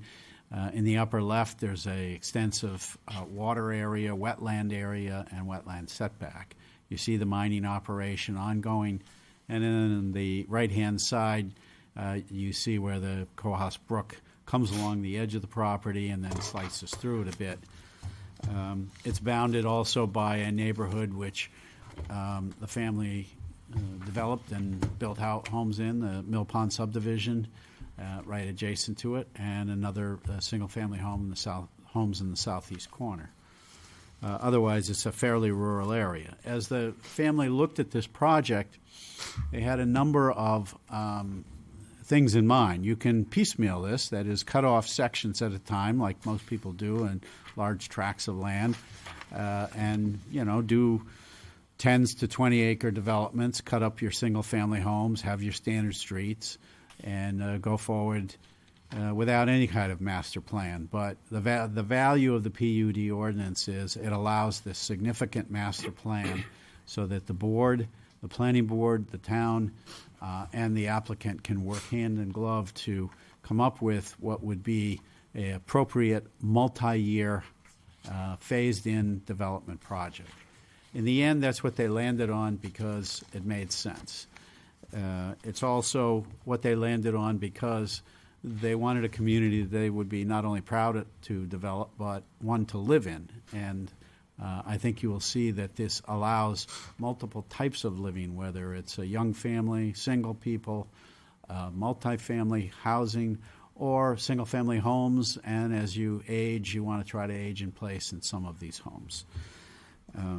After preliminary site analysis by the project engineer, it was, as I say, determined that the PUD master plan is best, and it came down to what is it that we want to accomplish and what can we show the town. Of course, the applicant is well aware that when you put down 1,300 housing units, you are going to have some significant impacts. And they are prepared to address those impacts and have spent a great deal of time analyzing those impacts. And you're going to hear from that when we get to that stage of presenting an application. The concept has been developed. We took on an industrial use and transformed the property into a small community with a variety of housing options for all interests. There's going to be approximately 28,000 square feet of first floor commercial space. In the middle, there are going to be a number of private and public amenities for park and recreation facilities. There's going to be open space. The entire project will consist of private ways. There will be, at the present time, there are 3 identified access entry points to the community. There's the main access off Auburn Road. There's one to the north going through the Auburn property. And then there's one to the existing development, Mill Pond, which has long been reserved, and the residents of Mill Pond are aware of the reserved right-of-way and that this piece sometime would be developed. It is a very large project, no doubt about it. And my first reaction is there's a lot of housing here. And there's a lot of housing that's going to have a lot of impact. But in my experience of dealing with mixed-use planning, which I think we all started maybe 15 years ago, and it was the golden boy of planning, but it wasn't in the zoning, and you folks came with this opportunity for this type of plan. I think you were the leaders. We've also seen other communities follow, but what I've realized from clients doing projects is you really need a lot of housing in order to have commercial component of your project. We've seen some master plans approved, and if you are familiar with other communities, those plans get changed as they go because the commercial office space is no longer needed. Some of the industrial space no longer needed. And the residential units were not sufficient enough to drive the remainder of the commercial space.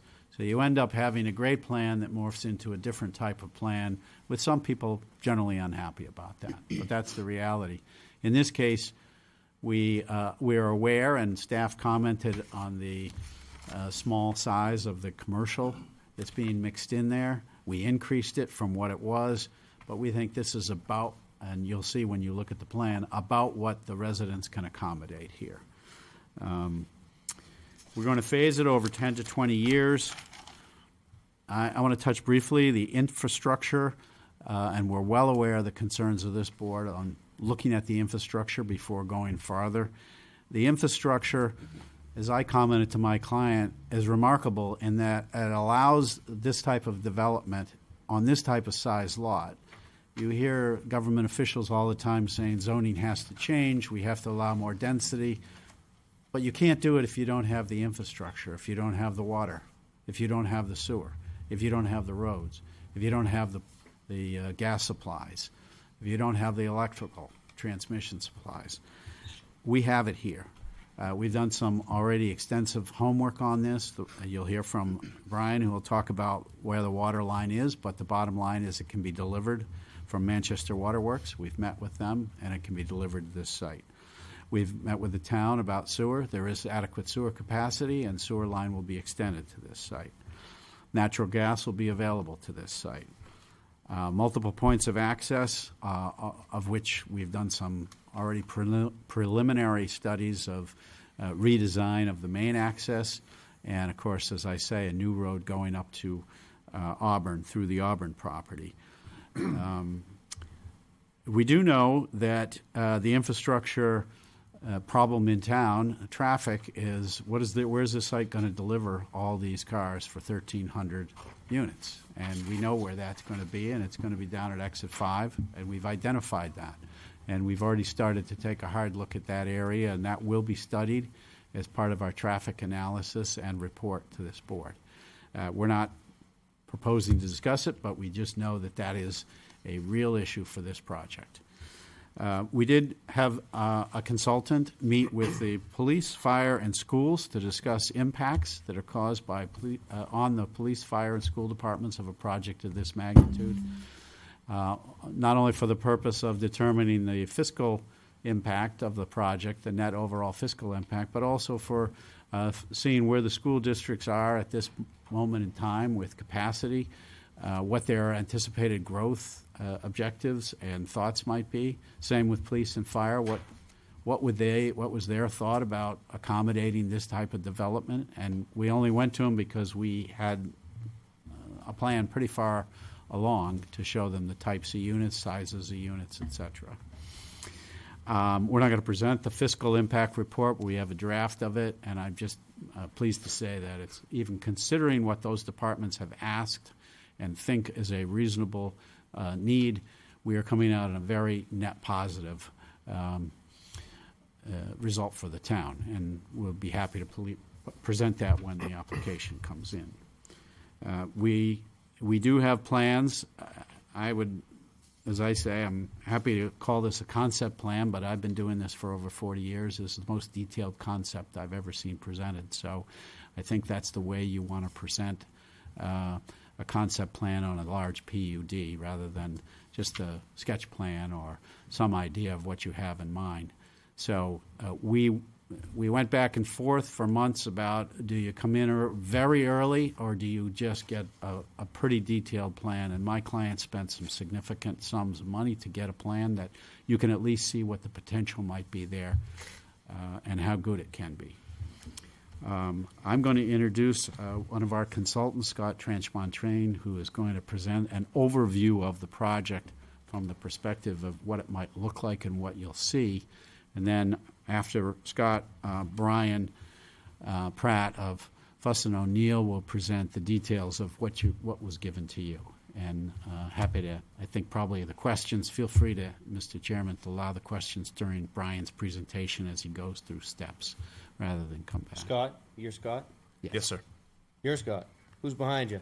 That's Brian. You're the other guy that's going to be talking? When you do, if you want to just come up next to Sylvia so we can have all three of you at once, that would be great. Thank you. Brian, the floor is yours, sir. Go ahead, Scott. You're Well, on. yes, thank you. Thank you, Morgan, and good evening, everyone. I wanted to take just a couple of minutes. Brian's going to take you through the details. As a communications consultant, knowing how large this project is, knowing that a lot of people are going to be talking about it, and a lot of people are going to want to have some input on it, I wanted to just take a couple minutes to kind of walk you through our vision for the project. And it's really based around four main principles or concepts. The first concept is reimagination. On the slide, you can see, the gravel pit in its current state. And what we're proposing is really a beautiful mixed-use community with a large amount of desperately needed housing, also some complementary commercials, and quite a bit of open space. So it's really a transformation of this site that has been a gravel pit for a long time. It's going from, kind of heavy equipment in the sand to bicycles, wagons, skateboards, in peaceful, thoughtfully designed neighborhoods. It's really like a lot of dusty machinery going to miles of new walking trails and green, peaceful parks and pleasant community open space. So this land offers a lot more. And it's been a productive gravel pit, as Morgan mentioned, but it really offers much more, and we're trying to propose this true kind of transformation. Times change, as we all know, as do the needs of the town. I'm sure this board is well aware that the most important need in New Hampshire right now is housing. And Brook Hollow will help answer that need. And what we're really offering is a mix of housing that will appeal to kind of all ages and lifestyles. And as I mentioned, that complementary commercial space. And Brian will walk you through the open space, well over 100 acres. The second principle on which Brook Hollow is proposed is responsibility. Now, what do I mean by that? Well, LaMontagne Builders is a responsible family-owned company with a strong reputation for building quality homes. I actually lived in one myself some years ago in Manchester. We know as a project we have a responsibility to help meet the needs of our community, and that number one need is housing. Several studies out there, I'm sure you've heard the numbers, 40 to 60,000 housing units short, depending on which study you're looking at. And it's a real crisis for the businesses across New Hampshire, especially in this southern sector, southern tier.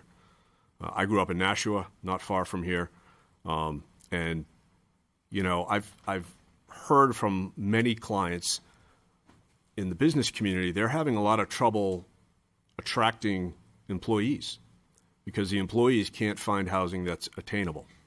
And we're offering a real mix of housing types and price points that will make the housing attainable. We're really trying to promote a responsible use of this property, carefully thought out residential plans. And in addition to the commercial space, Brian will talk to you a lot about some active recreational areas, which we're excited about. We also know impacts must be responsibly managed. Morgan touched on this a little bit, and it's a big project. And this project can seem like a lot when you look at it and you say, whoa, 1,300 plus housing units are being proposed. But again, as Morgan mentioned, we're not proposing to build this all at once. We are proposing to build this in phases over a period of 10 to 20 years. And, this will really mitigate the impacts of the site as it's being developed and really kind of help ease the transition. Our third pillar is about respect. Certainly we respect Londonderry. La Montagne has worked successfully with the planners and the leaders on previous projects in the community. We respect the planned unit development process. We look forward to moving that along. And we will listen to the input and hear the concerns of everyone, including our neighbors, some of whom live in the houses La Montagne built many years ago, as Morgan noted. We'll be proactive in communicating about Brook Hollow and as transparent as we can be. We're hoping to launch a project website soon with detailed information, and we'll be able to take comments and questions. We're really going to try to encourage dialogue. Finally, on respect, we respect the land, and we're proposing responsible development that protects and preserves the environment. Brian will walk you through some of the details on that. The final pillar of our vision is really about community. We're proposing specific neighborhoods within the development that will work with each other, and they'll appeal to a wide cross-section of people. Those who are single or just starting out might be attracted to our mixed-use apartments. We can envision young families in our courtyard communities and single-family homes. Empty nesters and seniors will have options as well. What we're proposing to build is a beautiful, kind of well-planned community of individual neighborhoods where we ourselves would like to live. We envision a community where young families and grandparents can be a short stroll away from each other, because there is space for everyone in each stage of life. A community that will obviously help meet the desperate need for new homes, and as it's built over time, a community that Londonderry can be very proud of. So that kind of walks you through the vision. At this point, I'm happy to turn it over to Brian. And before Brian jumps in, my job is the legal guidance on this project, and when we first sat down, we went through the ordinance, and we know there are 14 criteria we have to touch base on, and also we have to have site plan details showing you, and we intend to come forward with it. I think the last page in your packet is a broad brush description of how we try to address each one of the 14 points in the design phase process. Brian will touch on them again at the very end if you have questions, but I decided that it's really not relevant or necessary at this meeting for me to touch through each of your legal requirements. This is just a concept, and we want you to see it, and please ask questions as Brian goes through it. Thank you. Thank you, Mr. Chair. Brian. All right, Brian. Great, thanks. Again, Brian Pratt, Senior Project Manager and Civil Engineer at Fuss & O'Neill in Manchester. Thank you all for having us. I'm very excited about this project. About 22 years now, and one of the very first projects that I ever worked on was the Mill Pond subdivision for La Montagne Builders. So I've been a longtime client. I've known this area for a really long time. I've known that this was coming for a long time, and I'm glad that they hired me to help walk through the process and get the design. So, the plan we have up is an overview site plan. Morgan described the location pretty well. Should be kind of in alignment with the existing conditions, but just a reminder, Mill Pond is to the left. The Auburn-Londonderry town line is across the north. Along the east, the site is bound by Coes Brook. The primary access to the existing gravel pit is Auburn Road, which is right on the right at the peak of that unit counts white box there. The secondary access is going up to the top of the page. You see kind of a little roadway going up into Auburn. And then the tertiary access is down on the lower left, and that's an existing right-of-way that we left when we designed the Mill Pond subdivision a number of years ago. We worked really closely with our planners, our landscape architects, the client, Morgan. Everyone kind of took a stab at this to really come up with some thoughtful design. Had a real vision of how we wanted to lay this out. So we took a look at the existing topography. We have real contours. We have real wetlands. So we did delineate everything, and we wanted to lay this all out so it's a reasonable development. We also kind of transitioned from west to east. So the west side of the site is the more, like the less dense, also the lower buildings, the shorter buildings. So as you transition to the east, the density increases and the height of the buildings also increases. And the reason for that is primarily the topography. So on the west side of the site, you have more wetlands. You have kind of wetlands that run north-south. So that's really more suited for less dense single-family homes, that sort of thing. So we really wanted to fit in with the topography, protect the wetlands, protect the wetland buffers. We also wanted to provide a mix of different housing types. So you see here a number of different, we're calling them pods. They're all lettered A through M. And the overall density, we went with the ordinance density of 6 per acre. So we show 1,327 units. The 6 units per acre would be 1,360. As I mentioned, the pods are numbered A through M, so I'll kind of walk through those a little bit. On the upper left is pod A. Those are kind of the little orangey ones. These are what we're calling a courtyard community, and these are really interesting. And these, I think, are desperately needed in town and in the state. There's a lot more of these in the south, but you don't really see them around here. But they're not quite tiny homes, but they're kind of in the same theme. So the roadways that go through, say, pod A, you see the gray lines, those are the roads. The little orange boxes are lots. Those aren't homes, those are actual lots. And then those are about 30 feet by 70 feet each.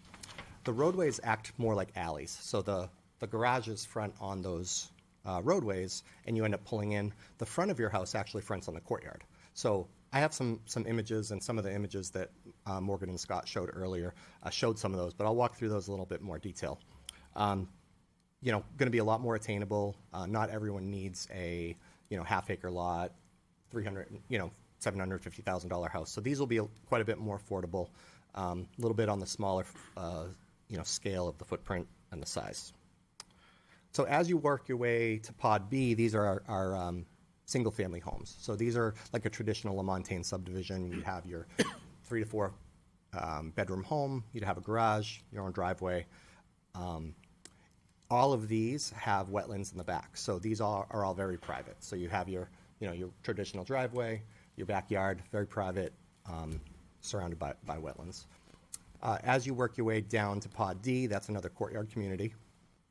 Going up the page to the purple, those are townhouses, so pod E and F. So as you transition, again, from west to east, the density is starting to increase, and your heights are also starting to increase. So F are townhouse, and think more like brownstone.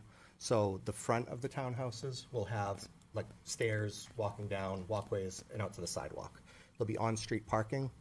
The backs of the townhouses, which are in between all of those pods like E and F, are really your kind of alleyways. That's where your garages will be. That's where your parking spaces will be. So it really hides the parking from the streets, and that's one of the specific PUD suggestions in the ordinance.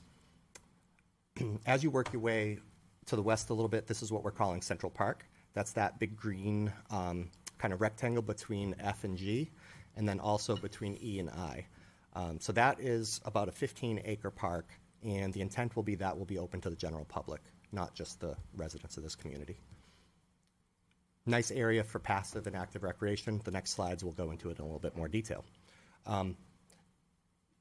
As you go down to pod I, these are going to be 3-story residential garden-style apartments. As you move closer to J and M, this is what we're calling our downtown. So this is close to the primary access over on Auburn Road. That's where the existing Brook Hollow gravel pit entrance is. So as you come in from the primary entrance, that's where you get your density. That's where you get your scale. These are 4-story buildings. J, where it's kind of blue there, that is most likely going to be where we have the commercial on the first floor. That shows about the 28,000 square feet. We don't know exactly what the uses are, but it's going to be tough to get some traditional, retail or anything like that. But staff had really good suggestion that daycare might do really well here. Little corner cafe, some WeWork space, maybe some small office space, that sort of stuff is kind of what we're envisioning. Right across from that is our clubhouse. So that whole intersection kind of creates your downtown core. In between J and K is our parking area. Again, that's kind of screened from all the rights-of-ways and keeps that kind of downtown neighborhood feel and kind of pushes the parking in the back. As you go up to G, these are more 4-story apartments, and the road next to G is the one that connects up to Auburn. Working our way over to the right, this is L. And this is like one of those standalone multifamily apartments that you'd see. You see it's kind of M-shaped. So this one is a little bit further from the public amenities like the courthouse and, the clubhouse and all that. So this would really have its own kind of amenities. So this may be suitable for people that are maybe less mobile, that want to stay within their building and have their gym and, have some outdoor courtyard space up there. And it's also kind of surrounded by wetlands. So the height is really appropriate because it's screened on all sides. So it kind of stands alone.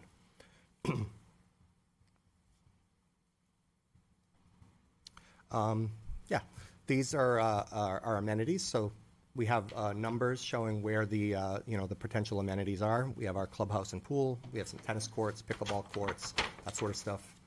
3 shows kind of just your flexible green space. And again, like I said, there's about 15 acres of like actual designed park space. There's playgrounds, basketball courts. A dog park is up in the top corner of that rectangle in Central Park. We show what the mailboxes are, so each of these pods would have mailboxes with parking. We have nature paths, so one of the next slides will show that. And then we have a wetland park also. It's number 9, so it's kind of that football-shaped green in the very middle. That's an existing sediment basin that's for the gravel pit. So the hope would be that would be a nice central amenity that we could really create a upgraded wetland, really enhance the functions and values, put some boardwalks around it, put some placards that have some educational materials that, talk about what species live there and, how things function. Really something that would be great to walk the little kids around and look at the birds and all that sort of stuff. So really tried to provide a variety of amenities. Utilities I didn't touch on yet. But as Morgan went through a little bit, we have confirmed that there are suitable utilities for everything. Public water, there's a 16-inch water main in Auburn Road. There's a 12-inch water main in the Mill Pond subdivision. We've already gotten approval from the Board of Water Commissioners at Manchester Waterworks to extend water, so they have confirmed water is available. We already have a preliminary layout with the pipe sizing that they've approved, and we also can extend that water into Auburn. So. Sewer, we have met with the town's sewer department. Gravity sewer does work for the bulk of this. Believe it or not, we have a sewer line in Mill Pond that was left for this development. We will have to upgrade the size because this is a little bit more flow than was anticipated when we originally did that, but it does connect right to the Cohas Brook Interceptor, which used to be a pump station. So, but the wastewater treatment plant has capacity. Natural gas, there was actually a stub left in Mill Pond that it never did extend to those homes. We confirmed with Liberty that this development could be serviced by natural gas as well. And then electricity, they won't talk to us until we have some planning board approvals, but there is electricity nearby, so I'm not concerned about that. This slide is great. Shows the public amenities, the more natural walking trails, excuse me. So the blue dotted line along the east and the south, that's Cohas Brook. We have about 1.2 miles of frontage. Could you go back one page? This one, yeah, thanks. So that shows the frontage. So we do show some nature trails, obviously trying to respect the wetland buffers, but we do show some trails that kind of go along the brook. Internal, you see some kind of maroon lines. Those are all our nature trails. This shows approximately 2.5 miles of nature trails, and these would kind of walk around the perimeters through the open space, around the wetlands, and kind of create some nice connectivity for people to do, little easy hikes. There's not a lot of terrain change, but just nice little trails for people to walk. The black dotted lines, that's the road network, and we are proposing sidewalks on both sides of all the roads. Some of these roads will have shared use paths, so the bikes can actually get out of the street, and there's about 5 miles. So one of the public benefits, again, is we intend to have these roads open to the general public, so somebody can come in, they can park at the park, have a picnic, go for a walk through the neighborhood, they can ride their bikes through this neighborhood. Nice amenity for residents of the town. We have 83 acres of the 226 are proposed to remain completely undisturbed, and we have about 140 acres of open space. So everything hatched in green here is what we're calling open space. So that's the natural wetlands, that's the buffers, that's also the road network because it is open to the public, and the parks. And that hatched, there's a crosshatch, that's where we have our 15 acres of public park. Can we go next, Kelly? Thank you. This shows parking. So the different pods, we highlight where the parking spaces are in each of the pods. In the courtyard communities, the single-family homes, and the townhouses, each would have their own driveway or garage with at least 2 spaces per unit. The multifamily would have, parking lots or under-building parking or on-street parking. We have a total of 22, sorry, can't read it from there. We have a total of about 2,100 community parking spaces, excluding like the single-family homes and the courtyard communities and the townhouses, which averages to about 2.2 spaces per unit. So it's over the town's requirement. But we also have a lot of shared parking. So like I said, we have those commercial uses, we have the parks, people may be coming from one area to the other. So we really wanted to limit the number of surface parking lots. We didn't want to create like a sea of pavement. So the exhibit on the right there shows what types of parking. So if you look at the orange, that's where we have parking on one side. The blue dots are the mailbox parking. The green are where we have parking on both sides of the street. So that's kind of that downtown core. We wanted that little downtown feel. So you can come, you can park there, you can go to the clubhouse, you can go to the commercial spaces, you can go to the park, that sort of stuff. And then the yellow are the surface parking lots, which, like I said, we wanted to try to limit those, and we wanted to try to screen those from the public right-of-ways. And the purple are the under-building parking. The bottom right just shows some cross-sections about what the one-sided or the two-sided parking will look at. Next slide, please. This is our shared use paths. So we want to make sure that this is bikeable as well as being walkable. We didn't want to put a shared use path on every single road because some of the roads, you're not going to have a lot of people traveling, but we wanted to create a nice loop through the community. So basically the orange is shared use paths on one side, the green is on the other side, and basically this is just a wider path so that the bikes can get up out of the street. The areas that don't have the shared use path, we're going to discourage people from riding their bikes on the sidewalk. We'll put sharrows in the pavement so that they can just, bike to their house on that last little leg of their journey. And those just show some typical cross-sections so you can kind of get a feel for what those look like. Perfect. Trash, we coordinated with the town, and basically the purple shows where we use those toters, and those are the courtyard communities, the single-family homes, and then all of the more multifamily, the townhouses, the multifamily apartments, those would all have dumpsters, and we would design that all to meet the town and waste management standards. Next slide. So these kind of show the pods in a little bit more detail. So we highlighted just the pods that are this type of use. So you can see here the yellow is highlighted. Those are where our single-family homes are. And I can give you the numbers as we go through those. The single-family homes, we have 88 single-family homes. And those, like I said, you have, just a driveway, garage, 3 to 4 bedrooms each. Nice buffers on the rear. On the right are just some typical LaMontagne Builders homes that they've done. We may tweak this a little bit, modernize it a little bit, but they do want to keep it with that kind of classic, timeless, never going to quite a style feel. And the bottom right is just another subdivision that they've done that we feel would look similar to this. Next slide, please. These are our courtyard communities. We have 3 of them. So there's one in the upper left and then the 2 on the bottom. And the images on the right are the representative images. And this is what we're really excited about because this is what we think that people will really enjoy. People will really enjoy living in these kind of homes. You get the community feel with the courtyard in the middle. You have walking trails, community gardens, gazebos, really an area that you can interact with your neighbors. Again, smaller footprint homes, smaller lots. So just by the nature of them, they're going to be more affordable than, say, a single-family home. But you also get your own space because they're, it's its own building. You get your parking spaces. This next one shows the townhouses on the top and the mixed-use apartments. So the townhouses, like I mentioned earlier, we're not just going to have the driveways right off the roads. We want the community feel. We want the transition from single family to the more dense. So we want that neighborhood to feel like a neighborhood. You drive down the road, you get some parking on one side, you get single family homes, and then you kind of increase and you get your kind of brownstone feel. So those are your front doors with the parking, garages, et cetera, in the back.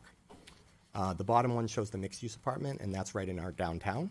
So this is where we'd anticipate having, that first floor, 28,000 give or take square feet, being like, a community little cafe where you can pick up some snacks, you can pick up some pre-made meals. The daycare, potentially, there's, going to be a fair number of residents here that have children, so daycare we think would probably do pretty well there. And we've heard that from staff and others as well, that these type of developments, daycares are a good choice. So that's kind of what we're hoping for. And this is just some sample architecture. We're not set on exactly what we're doing, but we did look through a number of things, and these are just kind of get us started. Next slide. These show our different types of apartments. So on the left are our 3-story, and that's, like I said, how we transition our height from west to east. The next in the middle are the 4-story apartments, and then on the right is that kind of standalone building that's like a courtyard in the middle with like the M-shaped building, and that has, you can see like your courtyard, your pool, that sort of stuff kind of in the middle. So that has its own kind of amenities. Next slide. This is our environmental plan. Like I mentioned, we did get some real contours. We got the real wetlands. And we wanted to make sure that we were being environmentally responsible as well. So we really designed this to try to minimize wetland impacts. So as I mentioned earlier, the left side is where a lot of the wetlands are. There's north-south wetlands. So the little red hatches, those are where we have some wetland impacts. So we really tried to limit the wetland impacts over in the single family and the courtyard community side to just roadways. And we tried to just use the pods. As you get closer to the middle, you see quite a bit more red. That's directly adjacent to the gravel pit. So these are man-made stormwater detention basins that have been there to settle out the sediment. So the bulk of the wetland impacts on this plan are man-made wetlands. So we do have about 3.5 acres of wetlands, but I'd say 75 to 85% of that is going to be, your man-made wetlands. So we know that we'll have to coordinate with DES. We'll have to do some mitigation on that, most likely a payment into the ARM fund. We will meet with DES. We did add to this plan also floodplain. We have no floodplain impacts except where the roadway crosses. Right now it's the Brook Hollow gravel pit entrance, and there's just 3 culverts. We would upgrade that, make the bridge, let the critters crossing, let the hydraulics pass through there a lot better. So we'd be coordinating with DES, Army Corps, Fish and Game on all of that.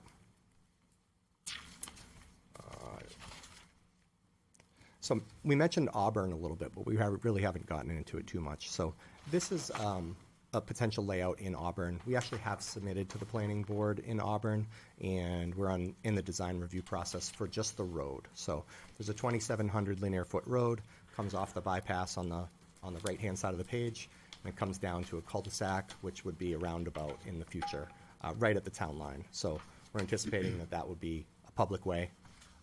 It's owned industrial, but Auburn allows commercial and like restaurant uses. So the hope is that maybe the first pad there would be some sort of anchor, maybe like a brewery or maybe a restaurant or maybe something that could draw people from the community over. Sylvia had some great ideas about providing bike paths and sidewalks through this area where we originally didn't have it. So we did add that, and that was actually a discussion with some of the Auburn staff today. It may revise a little bit, but we're definitely still planning. Is this a PUD in Auburn? It's not a PUD. You're just using the underlying zoning? Yeah, it's zone industrial, but they're pretty loose with it. They allow commercial uses, and there's some overlays that they allow other types of uses as well. So again, as Morgan mentioned, it's a PUD kind of that spans over 2 towns. This is about 120 acres. It gives us our secondary access as well.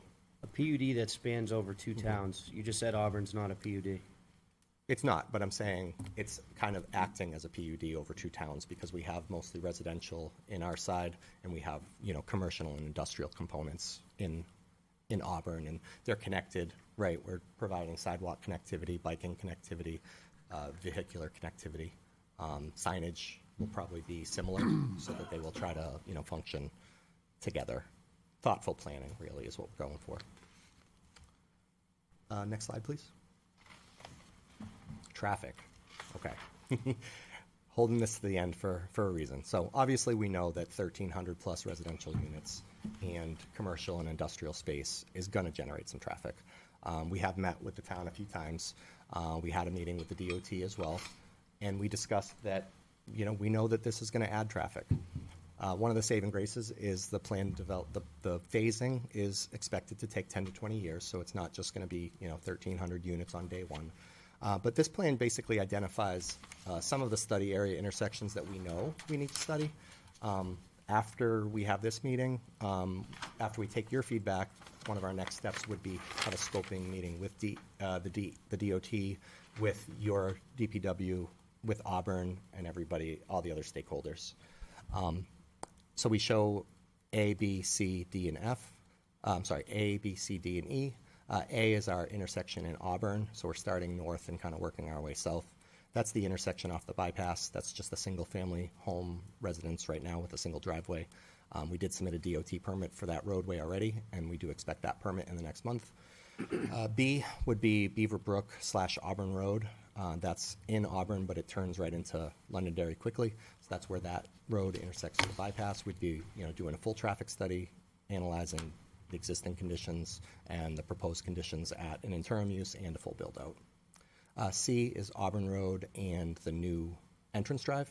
That's where the existing Brook Hollow gravel pit entrance is.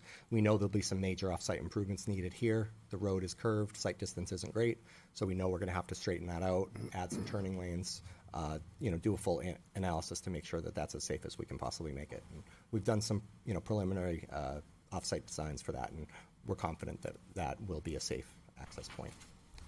Moving on to D, this is as you move down Auburn Road. This is where it intersects with Old Derry Road, and we know that's already a busy intersection, so again, we'll study that and see what effect this project has on that. And then the really big one we know is E. That's at Exit 5 where Rockingham Road meets Auburn Road. We know that that intersection's an absolute nightmare. You were talking about Rockingham Road on one of the earlier projects tonight. We did a study already on this. We counted the intersection. We observed what the problems are, and really it's the left turns. So anybody coming down Auburn Road south onto Rockingham Road, anybody trying to take a left out of there, you're crossing four lanes of traffic, and somebody pointed out earlier that that road never stops, and it never does. So you were getting queuing way up Auburn Road, and just one car waiting to take a left turn can really jam things up. The other thing is turning into it. So heading easterly on Rockingham Road, there's a left turn pocket.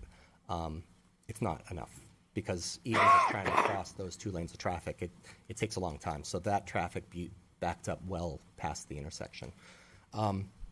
This project is committed to not making anything worse and making intersections better. We know that they'll contribute their fair share. We're fully intend to work with the DOT, work with the town to make some interim and final corrections. This is a DOT road, so we really have to get DOT on board, get it probably into their 10-year plan. But we do have some potential off-site improvements that we could make that would make a significant improvement today. And again, with our phasing, incrementally, the traffic will increase. So it's not just going to, you know, all be there on day one.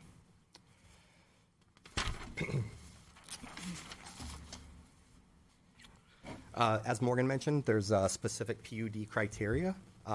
We have, I think, 13 of them. If you'd like, I could walk through them. You've just heard a lot, so I'm sure your brains are mush. So I'm more than happy to just kind of take questions. Again, very excited for this project. I've worked hundreds of projects over the past 22 years, and this is definitely the project that I'm most excited about. So we'd love to hear your feedback, and if you do want us to go through those specific criteria, happy to do so. I'm going to, let's take a break and start with town staff, see if the board has any questions. John, the floor is yours. Mr. Chairman, members of the board, again, as Brian and Morgan has indicated, we did have up to 3 conceptual meetings and discussions with the applicant regarding this particular PUD. A couple of the items that had brought forward to their attention was, again, working with the fire department in terms of the roadway configurations, making sure that what they're proposing meets the fire department requirements. This is all going to be private roadways. So again, that was something special, or in particular, as far as the roadways, on-street parking, sidewalks, it's stuff that the town does not currently have, that we maintain publicly. We had also discussed the traffic as far as the particular roadways or intersections that are problematic that we know of initially. Old Dairy Road and Auburn Road was one that was just about at capacity when Chinburg came in. So we know that one, and everybody knows about Auburn and Rockingham Road. So that's yet to be flushed out. There was also some discussion as far as municipal sewer. Yes, we do have capacity for this in our latest facilities plan and as well as our previous facilities plan. We knew that this was coming down the pipe. So we had, there was some discussions, and that's what the facility plan is all about, being able to plan for the future. So we did know that this was coming down the pipe. As Brian indicated, there's some internal piping within the existing mill pond that would need to be upgraded for that. The only thing that I do want to stress is, again, they're discussing, and in the information that Brian has presented in his November 20th letter was the sewer lines will be extended through this development and into the Auburn development as well. I just want to stress, in order for the sewer to be in Auburn, or excuse me, in order for sewer in Auburn to connect to the Londonderry sewer system, Auburn would need to negotiate an intermunicipal agreement with Londonderry as well as develop a sewer use ordinance that is consistent with Londonderry's ordinance. I've been beating that drum. At this point, we don't horse trade with the developer. That discussion needs to happen between the towns, plain and simple. So I just want to make that clear. So that's where we stand right now. That's all I have for now. Thank you, Kelly. Thank you, Mr. Chair. So I won't repeat what John said, everything John said, but I do agree with everything that John pointed out. I do have some concerns about this project truly meeting the requirements of our PUD ordinance in Londonderry. While I do appreciate the applicant considered what staff's comments were with respect to adding daycare and commercial use, I think there is room for improvement in that regard. I do have concerns about traffic and infrastructure, and specifically in the regulations, one of the criteria as part of this review specifically calls out infrastructure capacity and the effect of the PUD upon public services and public safety. That's one of my primary concerns right now. Can it be addressed? Potentially. Again, I just want to emphasize that's a concern of staff. That's all I'll comment on at this time. Thank you, Sylvia. Okay. A lot to take in, so I appreciate that. I appreciate your enthusiasm and your thoroughness. I listened carefully to the reimagination and respect, responsibility, and community, so I picked up on that, of course. I agree with Kelly that you've got over 1,300 residential units and 2,800 square feet of commercial. 28,000. 28,000? Oh, okay. I'm sorry. I heard 2,800. I feel a little better. I thought that is one small daycare. So I do feel better. Okay. Phew. One of the things, I do like the idea of that downtown area. I think that I'm looking forward to seeing something more specific there. I mean, I'm looking at, it's pretty far. So I'm looking forward to that. One thing with the daycare, they like outdoor area, they like a play space. So I did see that Central Park area. I hope there's some area that's safe for, whether it's a cafe or whatever it is. But if it is a daycare, some outdoor play space. Heard the numbers, Brian, on the total for single-family. I didn't hear the numbers for the courtyard community, the townhouses, the multifamily. So at some point, would like to hear all those totals. I'm very interested in the phasing, how that, you said 10 to 20 years. Very interested in how that will take place, how, what comes first, and how the retail plays in that aspect as well. Going back to whether this meets the PUD, when you think about PUDs, there's places to live, places to work, and places to shop and play. You haven't heard so much about the work part, and so very curious how that might happen. We did talk about, I think I brought up the idea of homes that were also work-live units. If you had a chance to think about that, that would sort of increase the PUD aspect of this and check that box a little bit more.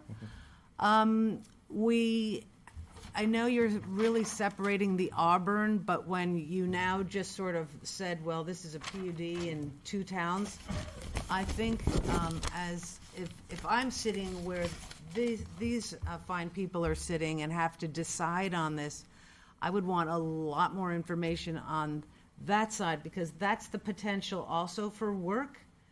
And creating those connections, I think, is really important. I had mentioned when we met that and I'm always going to want to walk, right, and get my eggs and my bread and my milk in case my spouse is gone and I don't have my car. The closest is the thing across the street over in Auburn. And so getting to that, getting my eggs because I want to make a cake or something, now I'm getting more detailed. It's late, I'm sorry.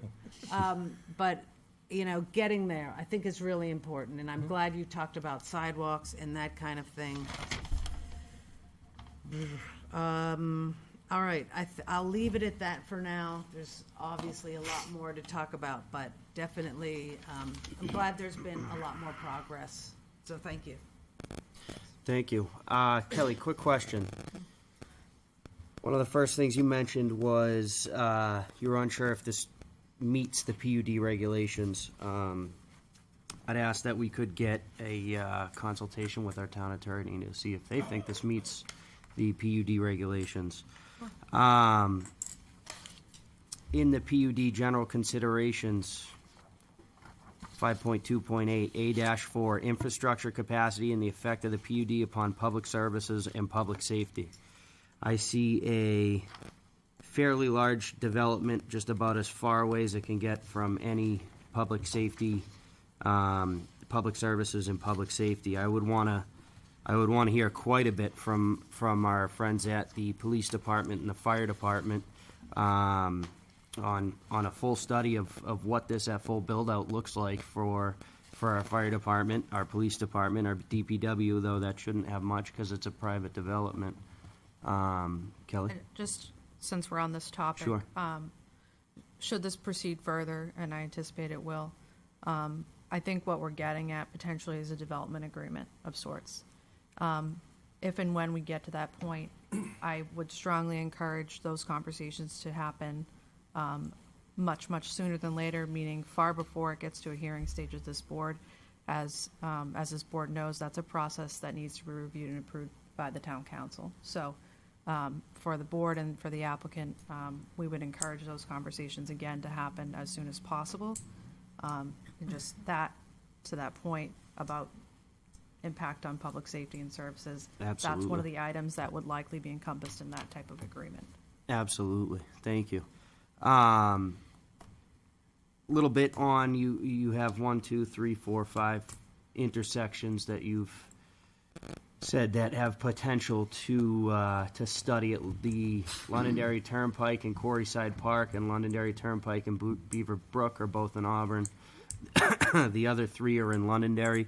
I think things that need to be considered on there as well are Independence Drive and Liberty Drive and Route 28, Wilson Road and Old Derry Road, where it meets with Hunter Mill, Wilson Road and Auburn Road, 28 and Smith Road, 28 and Stonehenge, 28 and Perkins, are all intersections that need to seriously be studied and considered here.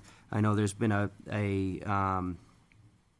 in particular, Wilson Road at Old Derry and Hunter Mill, I know since the previous development of Hunter Mill and Auburn, Hunter Mill Way and all that has gone on, there's been a massive amount of traffic and a pretty consistent issue in the town of Londonderry with the amount of traffic that is going on that roadway now. So seeing as there's an entrance of this development off of Hunter Mill, I would assume that's only going to get worse. I see a large concept here that is hugely residential. To be honest, I see a residential concept here that we've put 28,000 square foot of commercial feet in to say, hey, we have a PUD. I see a very, very dense housing development in an AR1 zone, is what I see.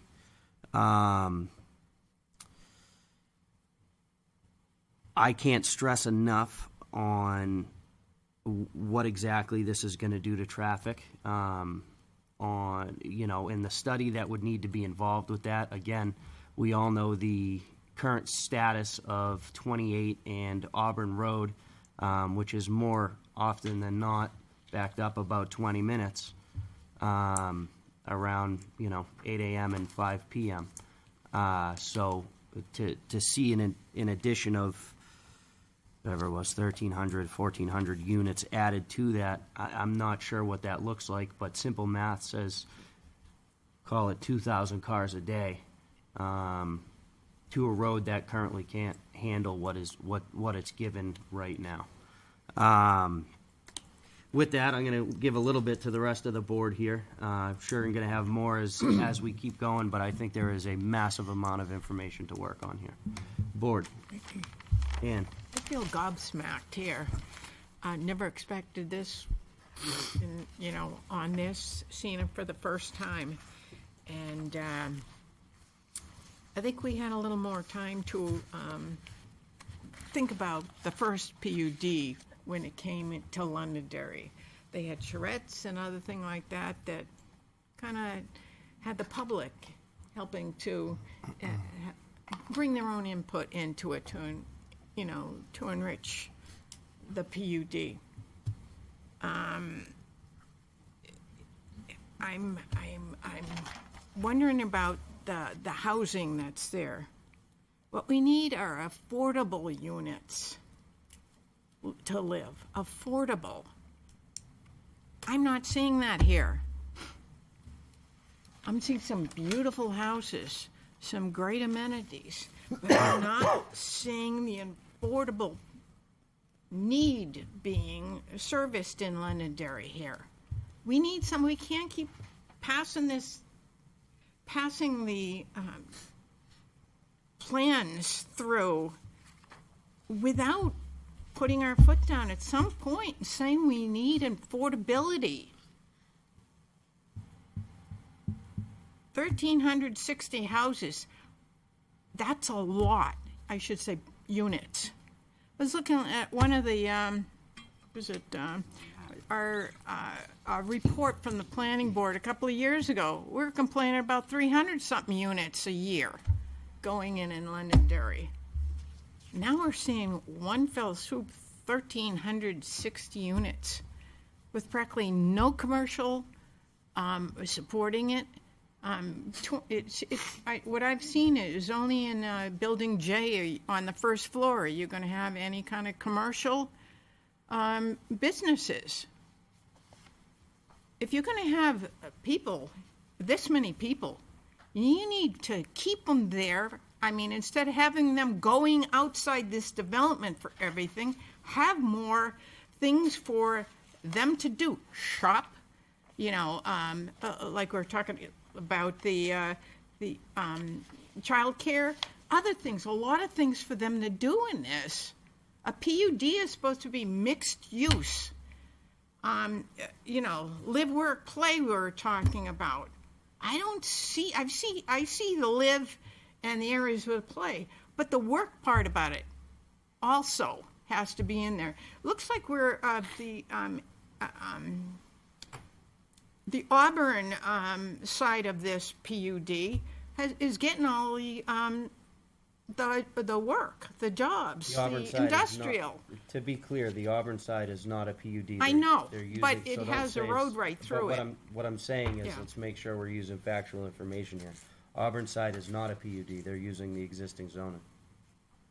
Yeah, I know, but it seems to be considered part of this. I think that question is what we need to answer. Yeah. And I think the chair asked for a legal opinion on exactly that. Yep. Okay, but I see more, it needs to be more of a well-rounded development in the Londonderry section of it, not just practically all housing. I mean. Tony, Mr. D.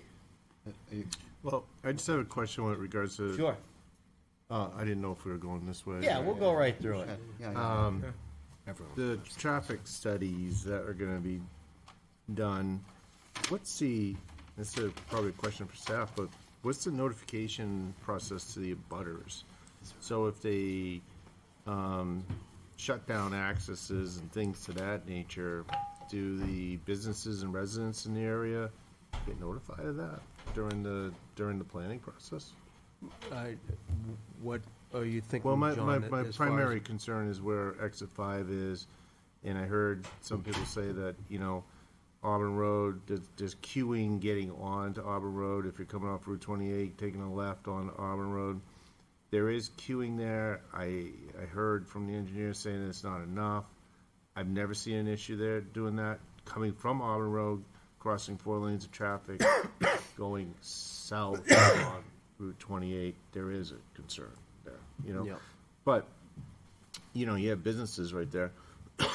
Poor Boys is right there. Do they get involved in that process when there's changes or?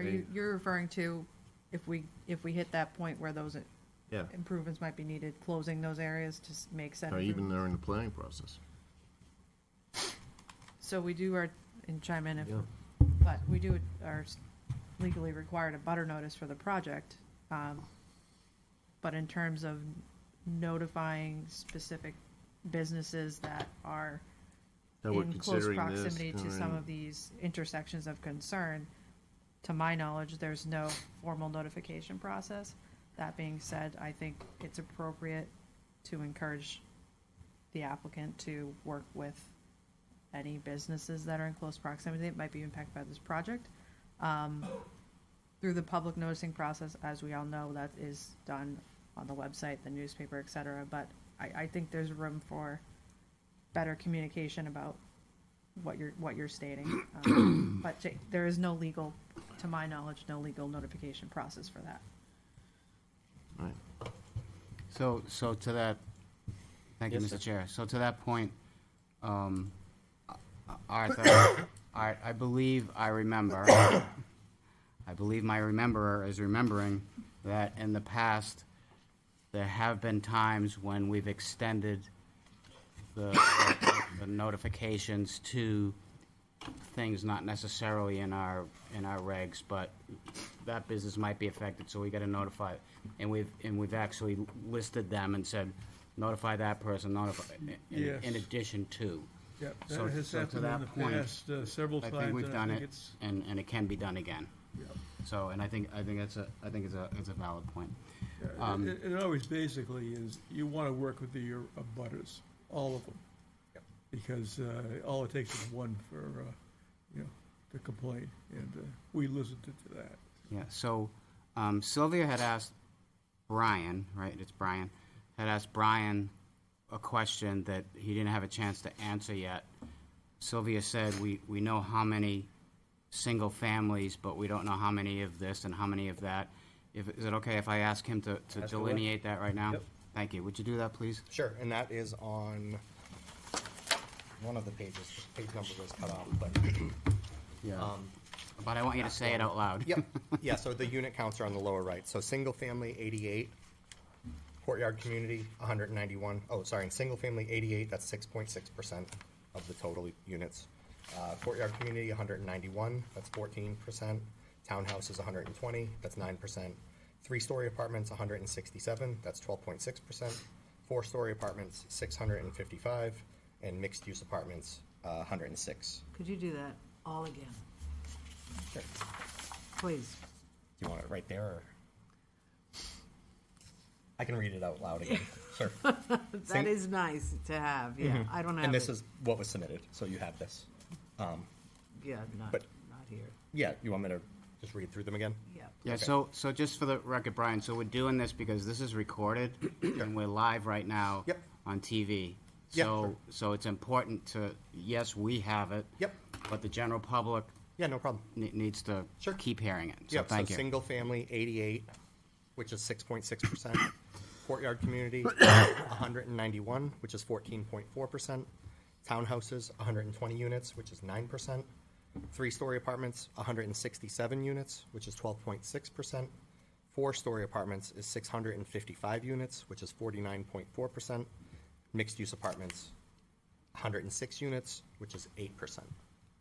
Thank you very much. So, Ann brought up a point about the Auburn Road part. My knee-jerk reaction to this when I first saw it is Auburn is getting the clean revenue, right? No kids in the schools, hardly any fire interaction, hardly any police interaction. So Auburn's getting all the clean money, and Londonderry's left with a mess. And I say that in the most respectful way I can, and I apologize if it's not respectful, but it's what I saw in my knee-jerk reaction. Sure. I just did some quick math on numbers of school-age children per building, and there's a quotient that the school district uses, and I'm very familiar with it, and I used that, and I did some quick math. And at full built-out, this will quadruple the size of North School, which is the only school in the zone for this. Not necessarily a big problem if there was land available to quadruple the size of that school, and there isn't. So aside from the fact that you got a serious infrastructure problem with the roads, I don't know how you're going to fix that, but you all, it's not your first rodeo. I'm sure you'll probably try to figure that out. But that part alone is a huge problem. The fact that the chair brought up that this is the farthest northern, western, whatever, from a fire station or a police station, for something that of this size, again, my knee-jerk reaction is you need a fire substation, firehouse substation. I'm trying to say that. I don't know how else. You know what I'm trying to say. And you've got to figure out how to get police there quickly, and maybe a substation for them as well. But that's just, that's just all coming out as a knee-jerk reaction to first seeing the project. Yeah. I think the last thing I want to say is I don't see.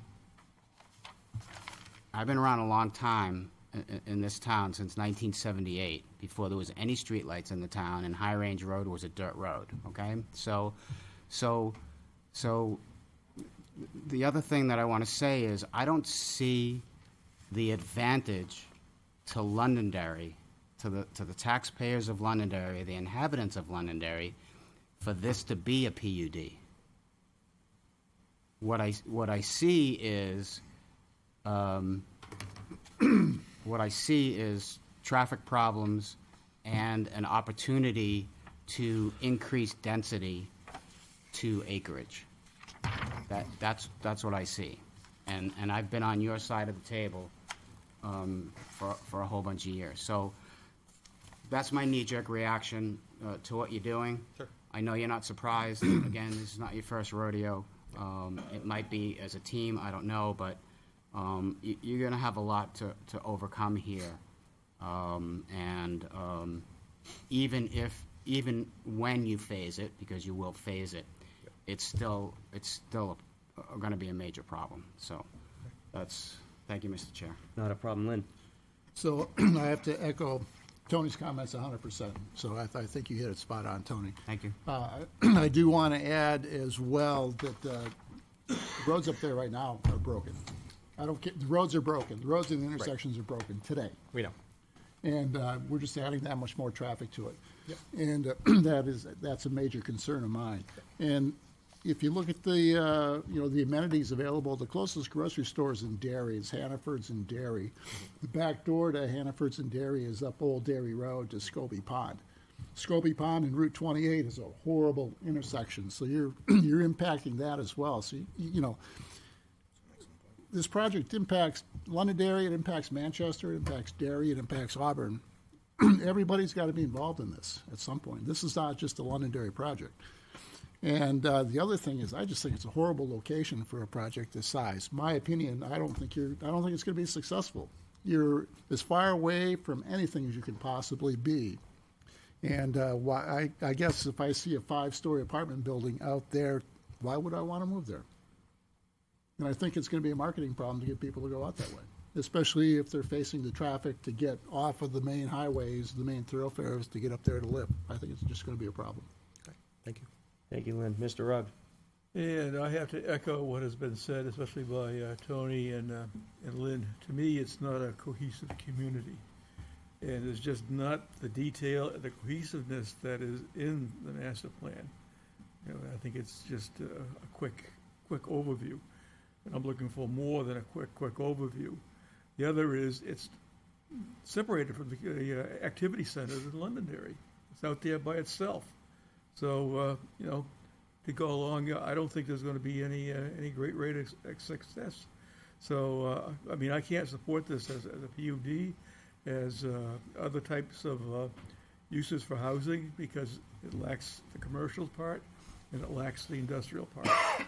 There's the industrial part in Auburn. I'm looking for the industrial part to be part of the PUD, if it is going to be a PUD. If it isn't, I cannot support the PUD. Thank you, Mr. Rugg. Jeff? No, I very much echo what my colleagues have said, and to kind of drive home Lynn's point about the grocery store, I think it's obviously important. Fire, police, other public safety, absolutely. But the other kind of aspect that often is somewhat overlooked is, where am I getting my food?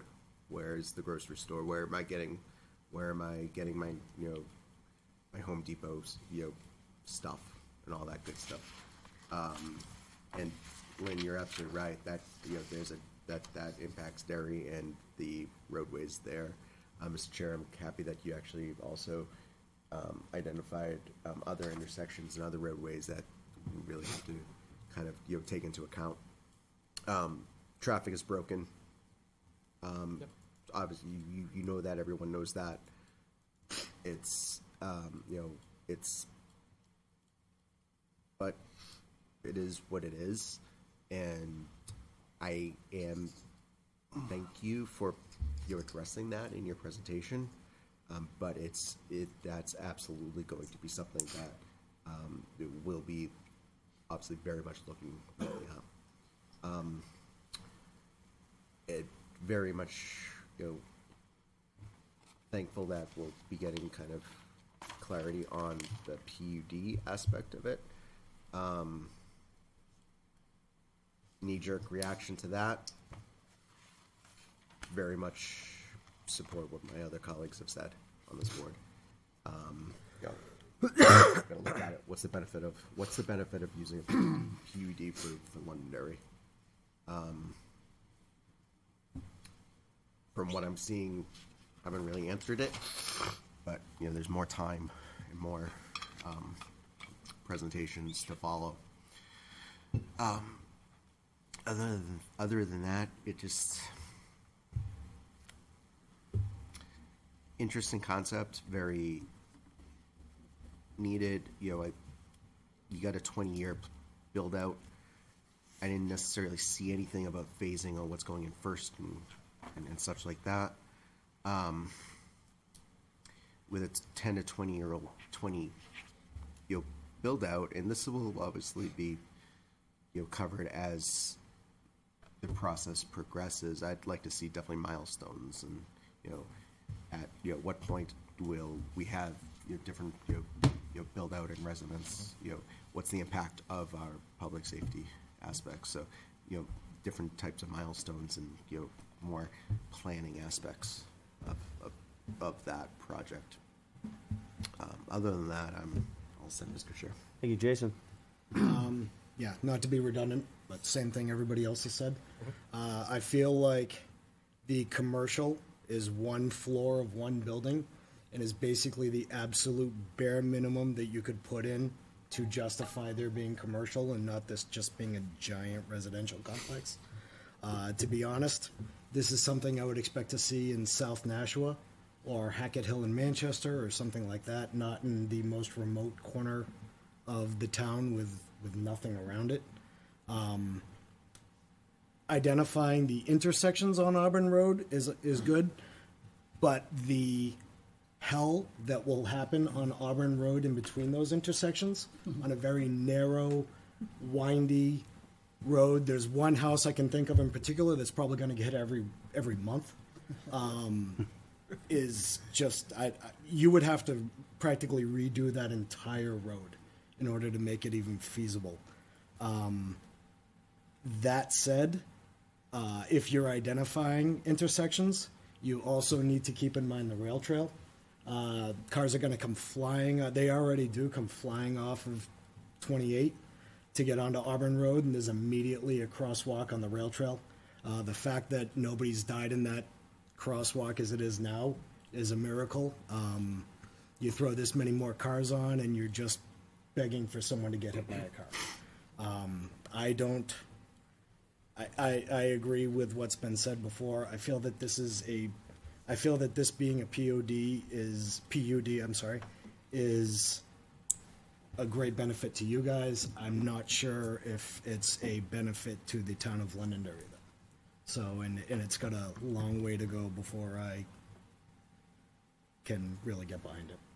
So, that's all I have. Thank you. I don't want to beat a dead horse. Great presentation. Don't want to beat a dead horse with what everybody else is already doing here. My background's in water, sewer, and power. Those were where my concerns are. I'm not going to get into the traffic and all the other things everybody has. There's obviously concerns with police, fire, EMS. You can build me a firehouse. I still got to man it. You can give me a police station. I still need pensions. I still need sick calls. We still need to cover when people are there or not. That's another story with it. I'm just going to stick to what I'm more strengthful on. You said you can withstand the amount of water coming in and leaving every day. There's 500,000 gallons. That comes online. Everyone wakes up and predominantly starts their day around the same time. So you're going to be starting the day. Now, we haven't mentioned anything about power. We kind of left that blank. I think strategically, maybe not. I don't know. We have to still go to that step and give them some more steps to get there. Yep. You're going to come online. You're going to need substations, let's be honest, right? So now you need to power this. Now you got the power coming on grid all at one time at one point. How do you offset that? That's going to draw from everything else, okay? So now you've got that one problem that starts there. You have a gravity-fed 60 with your water. You got a pump house. You got a gravity-fed for everything else. You haven't watered grass, done nothing. You're looking at 150 million gallons of water coming and leaving that facility a year.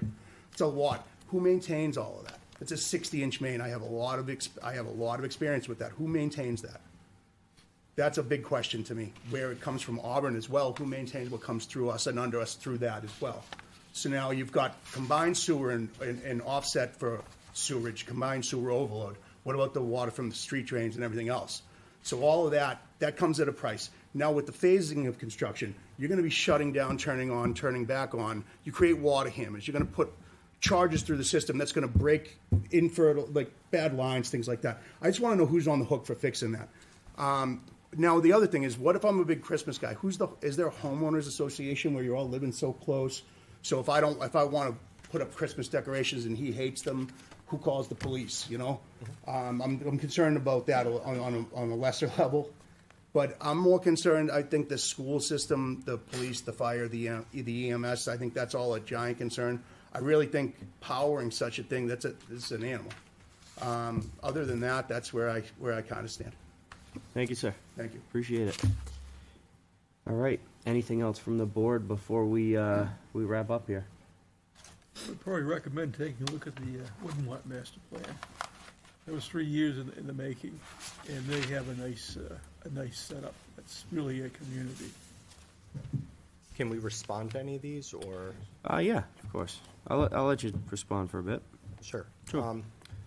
So I can knock off some of the easy ones. Yes, homeowners association, these will all be private roads. They'll be, we don't have all the legal stuff worked out, but yeah, it's all gonna be private plowed. There's all gonna be, covenants and all that, so absolutely. Minimum contracts, all that. Yeah. Manchester Waterworks will supply all the water. There's a 16-inch main in Auburn Road, and there's a 12-inch main. They've already confirmed they have the capacity there. Stormwater, we'll have to figure that out. We'll have to meet the town's regs. We'll have to do a lot of low-impact development, detention basins, that sort of stuff. Everything, I know the town's particular about that, so we'll work closely with the town on that when we get to that stage, but we do have to meet that regulation. Let's see, impacts. We have a fiscal, school, and emergency services impact study nearly complete. Morgan, did you want to touch on that at all? I think we can answer some of the questions that have been raised, but, they're the same questions we asked. And as I said, they've met with the fire department and asked those questions, met with the police department, asked those questions, met with the school department. There's a difference of opinion as to capacity and growth of capacity between what Tony has stated and what our consultant and the school has concluded. We think we can deal with that. We think there's capacity, there's ability to absorb the capacity. Towards the end of the project, it does get over capacity, but not 4 times over. And again, some of that depends on, as you know, shrinkage in population is occurring in all other school districts. Whether that'll occur in North or not is unknown. But we know we have to address it. We can't just build it and say good luck. But we have met with all of those people and discussed it with the fire department, with the police department. And we'll present that when we come forward, probably at the next conceptual discussion. Traffic, obviously, we share your concerns. We know, that there's a lot of existing traffic issues, and we share exactly the same concerns as staff and you all. We don't want to make anything worse. We don't want to make anything less safe. I mentioned before, this project knows that they will contribute their fair share to improve things.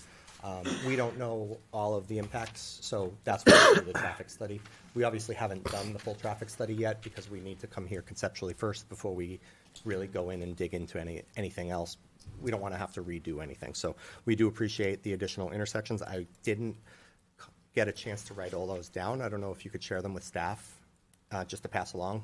So I don't have to, write them down. But I mean, we're committed, to making sure that we fix things. We've already started some draft offsite improvement plans. We've already met with the DOT twice about it. We are setting up a scoping meeting with the DOT, including Bureau of Traffic. There was a question about, notifying abutters if there are changes that affect businesses. Fully agree that it, is totally appropriate to notify those abutters. Anything on that Rockingham Road, that's a DOT road, so it would end up following their process. So if there's any major changes there, I believe that they do notify abutters if they're doing anything, right-of-way takings or any traffic pattern changes. So I believe if anything changed, in that island, anything like that, I believe that they would coordinate through the public process. I have some ideas that wouldn't go to that length that could potentially fix things or significantly improve things today that would be relatively minor that this project could take on without, assistance from the DOT or from the town. So again, we've already sketched some of those out. Not appropriate to share at this forum, but it is appropriate to share with the DOT. Phasing, we don't have that exactly nailed down yet, right? This is a big project.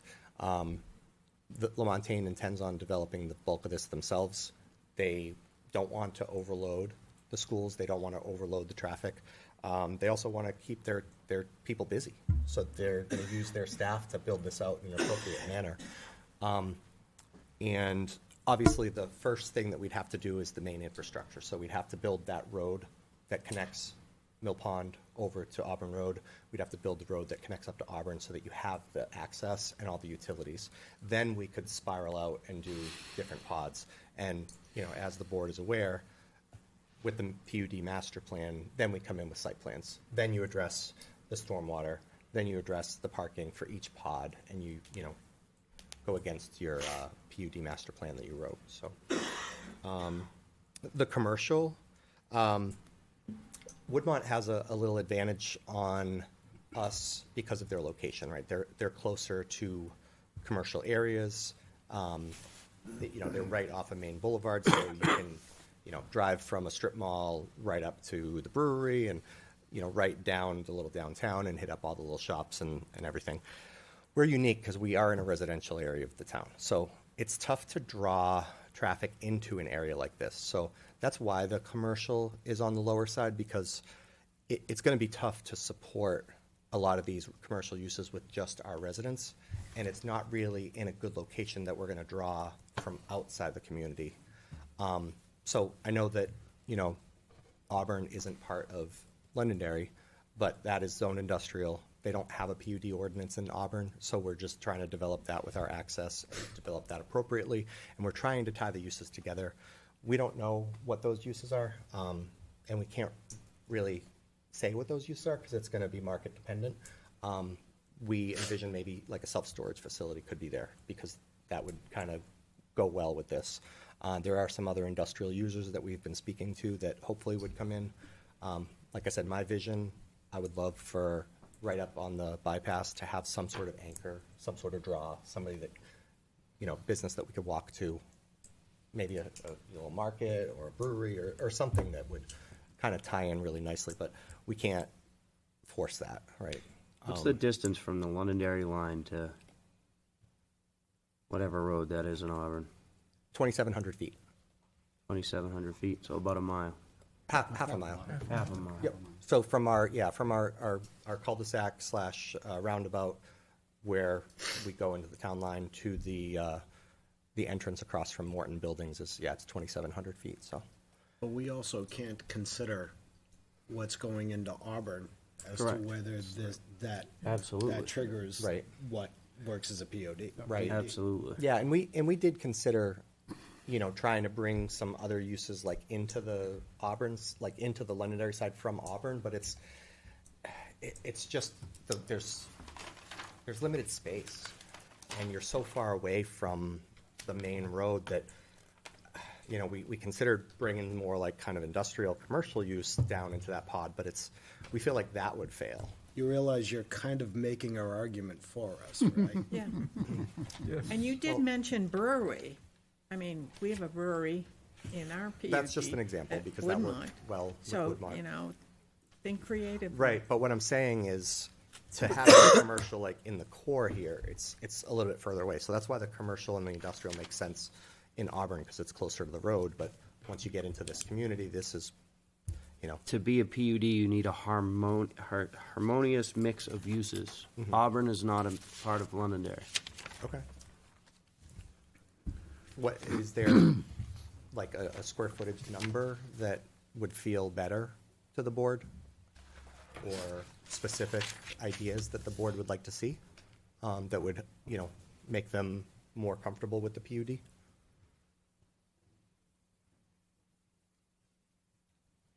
I'm not sure if that's up to us. Yeah, I'd recommend they talk to staff on that. Yeah, gotta be, Well, gotta be careful. I think I mean, we're here seeking guidance, and your comments are we don't have enough commercial, and I don't know. We're just trying to do it right. You know what I mean? I'm not trying to be argumentative. I'm just trying to. I don't want to go back and redo this, and then you guys come back and say not enough. Start again, right? And then do it again. and Yeah, do it again. so, if yeah, there was a so, goal. but to be clear, staff is hearing our comments for the first time tonight also, right? Because of the quasi-judicial thing we got going on here. And so they're well aware of what we just said. Okay. And they're well aware of where we're trending, and they're well aware of of conceptually what we're thinking. And so your next step would be to meet again with staff and say, wow, that went great. What do you want us to do? and handle it that way, because Okay. we've got to be careful. Okay, And I so. just to echo the point, this is the first time staff is hearing your comments, but staff had their own comments as well throughout our conceptual meetings, and they were consistent with what this board is stating this evening. So I think the message is being relayed, but we will happily continue to work with you and have additional meetings in response to what you're hearing from the board this evening. Yeah, I think Has the PUD entered any design review yet, or is this? This is the first step. We had very Yeah. preliminary conceptual meetings, as is outlined in the ordinance. Yep. And this is that next step, as Attorney Hollis pointed out. So we'll go from here. There was one thing that we actually didn't mention, but Pod L, Kelly, could you go back to the site plan, please? Be the next. After all this? Or back?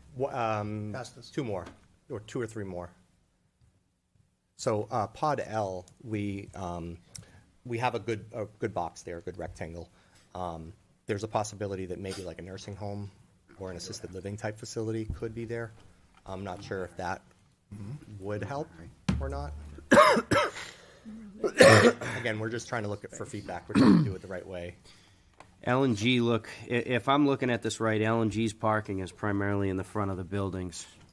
L is in front, but also under the building. And if that was a nursing home or a assisted living, When you say under, like a physical parking garage? Yeah, L is envisioned to have parking beneath the whole building, so like a basement parking level. So. I guess one of the questions I have from a legal perspective on the PUD is we took a hard look at what happens if you try to drag industrial into that area and promote a major commercial opportunity like exists at Woodmont. I mean, we've been through the Woodmont PUD. We know both the pluses and the minuses, but the location is not a comparable location. So you can't plunk a Woodmont in this location. It draws the wrong traffic the wrong way. It promotes the wrong use in the wrong way.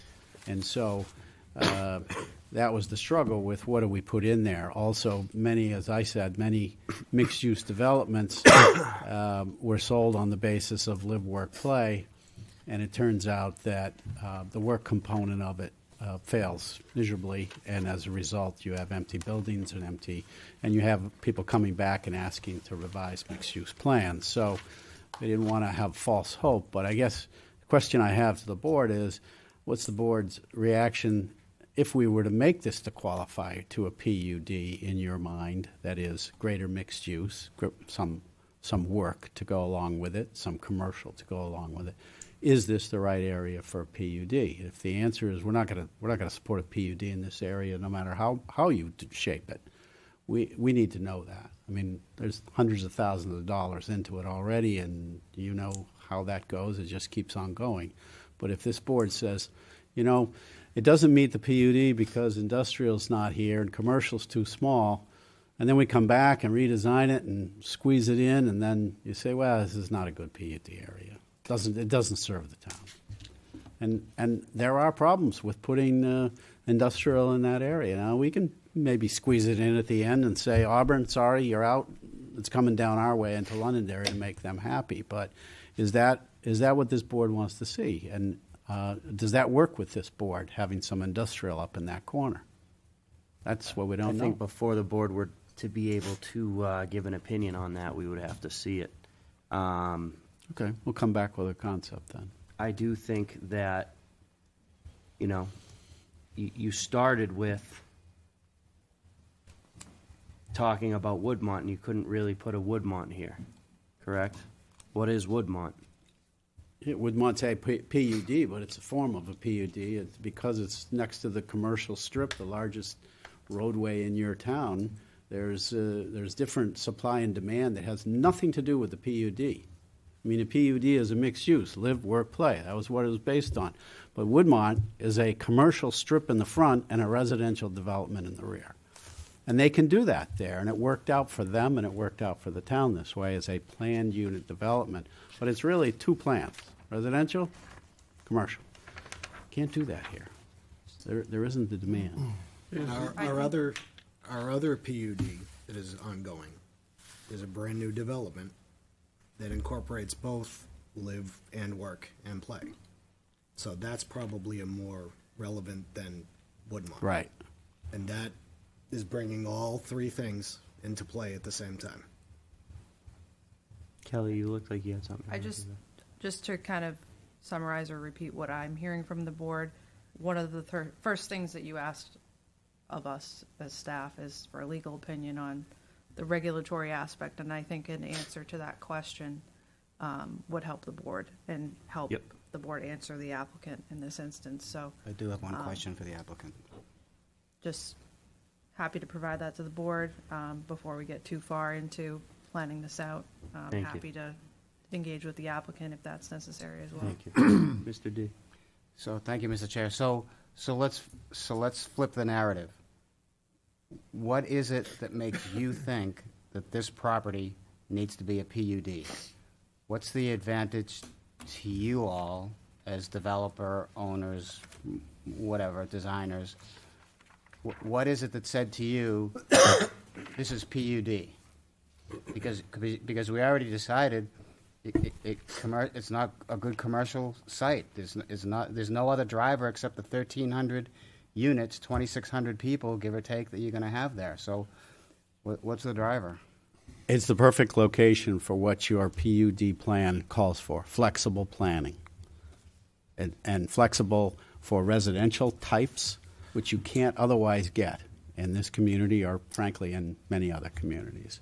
And so it allows for the board, the public, and the applicant to coalesce around this type of flexible planning. That's what a PUD is. That's the value it brings to this town. You couldn't put these types of housing anywhere else except under your PUD. And if you don't have 100 acres, you won't get this type of housing. But sorry, can I continue? Absolutely. Thank you. So, but you can. You just need a variance. Yeah, but you're permitted under a PUD. Yes. So if you could get a variance, sure. So where it is, and if you lived here, you would have known that social media blew up on Friday afternoon and continued all day Saturday, all day Sunday, and continued into the town council meeting on Monday night. And so, not that your project was discussed, but there was like this uproar about this thing that was already approved and is coming. And what I said at the town council meeting under public comment was, we haven't seen it. We don't know what you're talking about. Where did you get that information? No one's doing anything. Nothing's getting built. Problem with social media. It hasn't happened yet. So, but the issue is with that amount of acreage in two towns, you're telling this board and the staff of Londonderry, New Hampshire, that you can't have multiple different types of housing on that land. Not to the extent that is shown on this plan. So really all the PUD is giving you is density. Correct. Flexibility in density. Yeah, flexibility and density. Yeah, There's the density. I mean, it's clear we get density out of it because we have that flexibility to plan whatever regulations you want. In 160 acres, you can get an apartment building, you can get cottage-style houses, you can get single-family houses, you can get all of those things in 160 acres. Well, you can't get cottage. You're not going to get. You can't get the cottage style. 1,300. You don't meet the frontage requirements or the setback requirements or the minimum lot size requirements. So you would need to rezone or get a variance. That's the flexibility of a PUD. You come to this board and the board decides how it feels about that type of development. And if it doesn't like it, then it'll say, look, we want bigger lots, we want smaller lots, we want more commercial, we want more industrial, and that's what we're hearing. So that's the advantage to it. The other advantage is if you do it under the current ordinance, you take off 10 acres at a clip and do a little stub and build that and bring the supply of the water, and then the next one, and the next one, and it's not a cohesive development. As scary as it seems, it's good planning to look at it as a master plan. And that's the purpose we're here, is to hear what you have to say if you like it as a master plan. If you don't, then maybe that is the route that the owner does and goes back and says, just look at it in a different fashion. Thank you. But also with a master plan and a PUD, it gives you the ability to say, wow, with all of these units and the plus dollars, which you'll see in the fiscal report coming into this town, and with the ability to strike a development agreement, we may be able to solve some of these problems. You're not going to solve it with 40 houses at a clip. It just won't happen. But if you have this whole development and they're going to put the weight of the revenue stream and the positive contributions, those changes could occur to this town. The changes that are already, we all talked about, struggling at certain intersections exist today. You're going to have to deal with it somehow in the future. Fire department, school department, adding men and equipment as necessary. Those are all things that can happen with an overall plan that don't really happen when you come in piecemeal. And you guys know that better than I do, but I've seen it over the years. That's the value. Like I said, I've been on your side. Yeah. I understand. I know how to do it. I've done it. And that's the value we're trying to bring. It's not easy. But if it doesn't, if it's not a value to the town, that's okay. I mean, that's just the decision. Thank you. you all I appreciate your comments, and by the way, I appreciate all the work that you did, and the man hours, woman hours, people hours, whatever you want to call it this month. Brian hours has clearly been a lot, and it's well thought out, and you did your homework, and you did all those things. But, you know, I want to go back to schools one more time. North School, the school of record for that area of town today, has portable classrooms on it because there's too many kids in the building. So, just saying. We have to address it. Yeah, Just saying. absolutely. So, thank you, Mr. Chair. Giovanni. Yeah, so Morgan, I know you're looking for guidance. I would be too if I was in your shoes. I think Kelly's gonna get some determination from the attorney. I know you're looking at Woodmont, you know, as an example of a PUD, but there's also the other one that we just recently approved. Tower Road? Technology Hill. Technology. That is more of an industrially orientated type office space and industrial. That's that component of it. That might work here, but I still think you're going to have some access issues when you start bringing industrial all the way to that site. So that's the reality of it. So that's a big thing you got to solve for. Thank you. In one man's opinion, but Jeff? Yeah, thank you, Mr. Chair. I hear everyone's comments. I think we have a good next step with getting the attorney's opinion for us to make a more informed kind of decision. So I would definitely probably maybe recommend kind of going down that path and actually closing the This is discussion. the first step. Thank you. All right, Appreciate folks. it. Thank you. Thank you very so much. Thank you all. Thank you all. All right. Other business? Yeah, let me get there, would you? Let's go. Other business. Who's going to leave? Where are we at Who's with gonna CIP? hurry up? CIP is Yep. complete. Is it? Not yet. It's getting there. CIP, yes. We will hopefully have a public hearing with this board for CIP next month. Fantastic. Thank you. Okay. So, Things are Mr. moving along, good. And then I talked briefly with Sylvia. I think in February she wants to come and give a little bit of a master plan update. Correct. Presentation.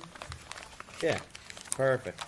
And then Mr. D, I'll save the best. Save me for last, because you know what I'm going to say. I have two things. Two things tonight. Beauty before age. Go ahead.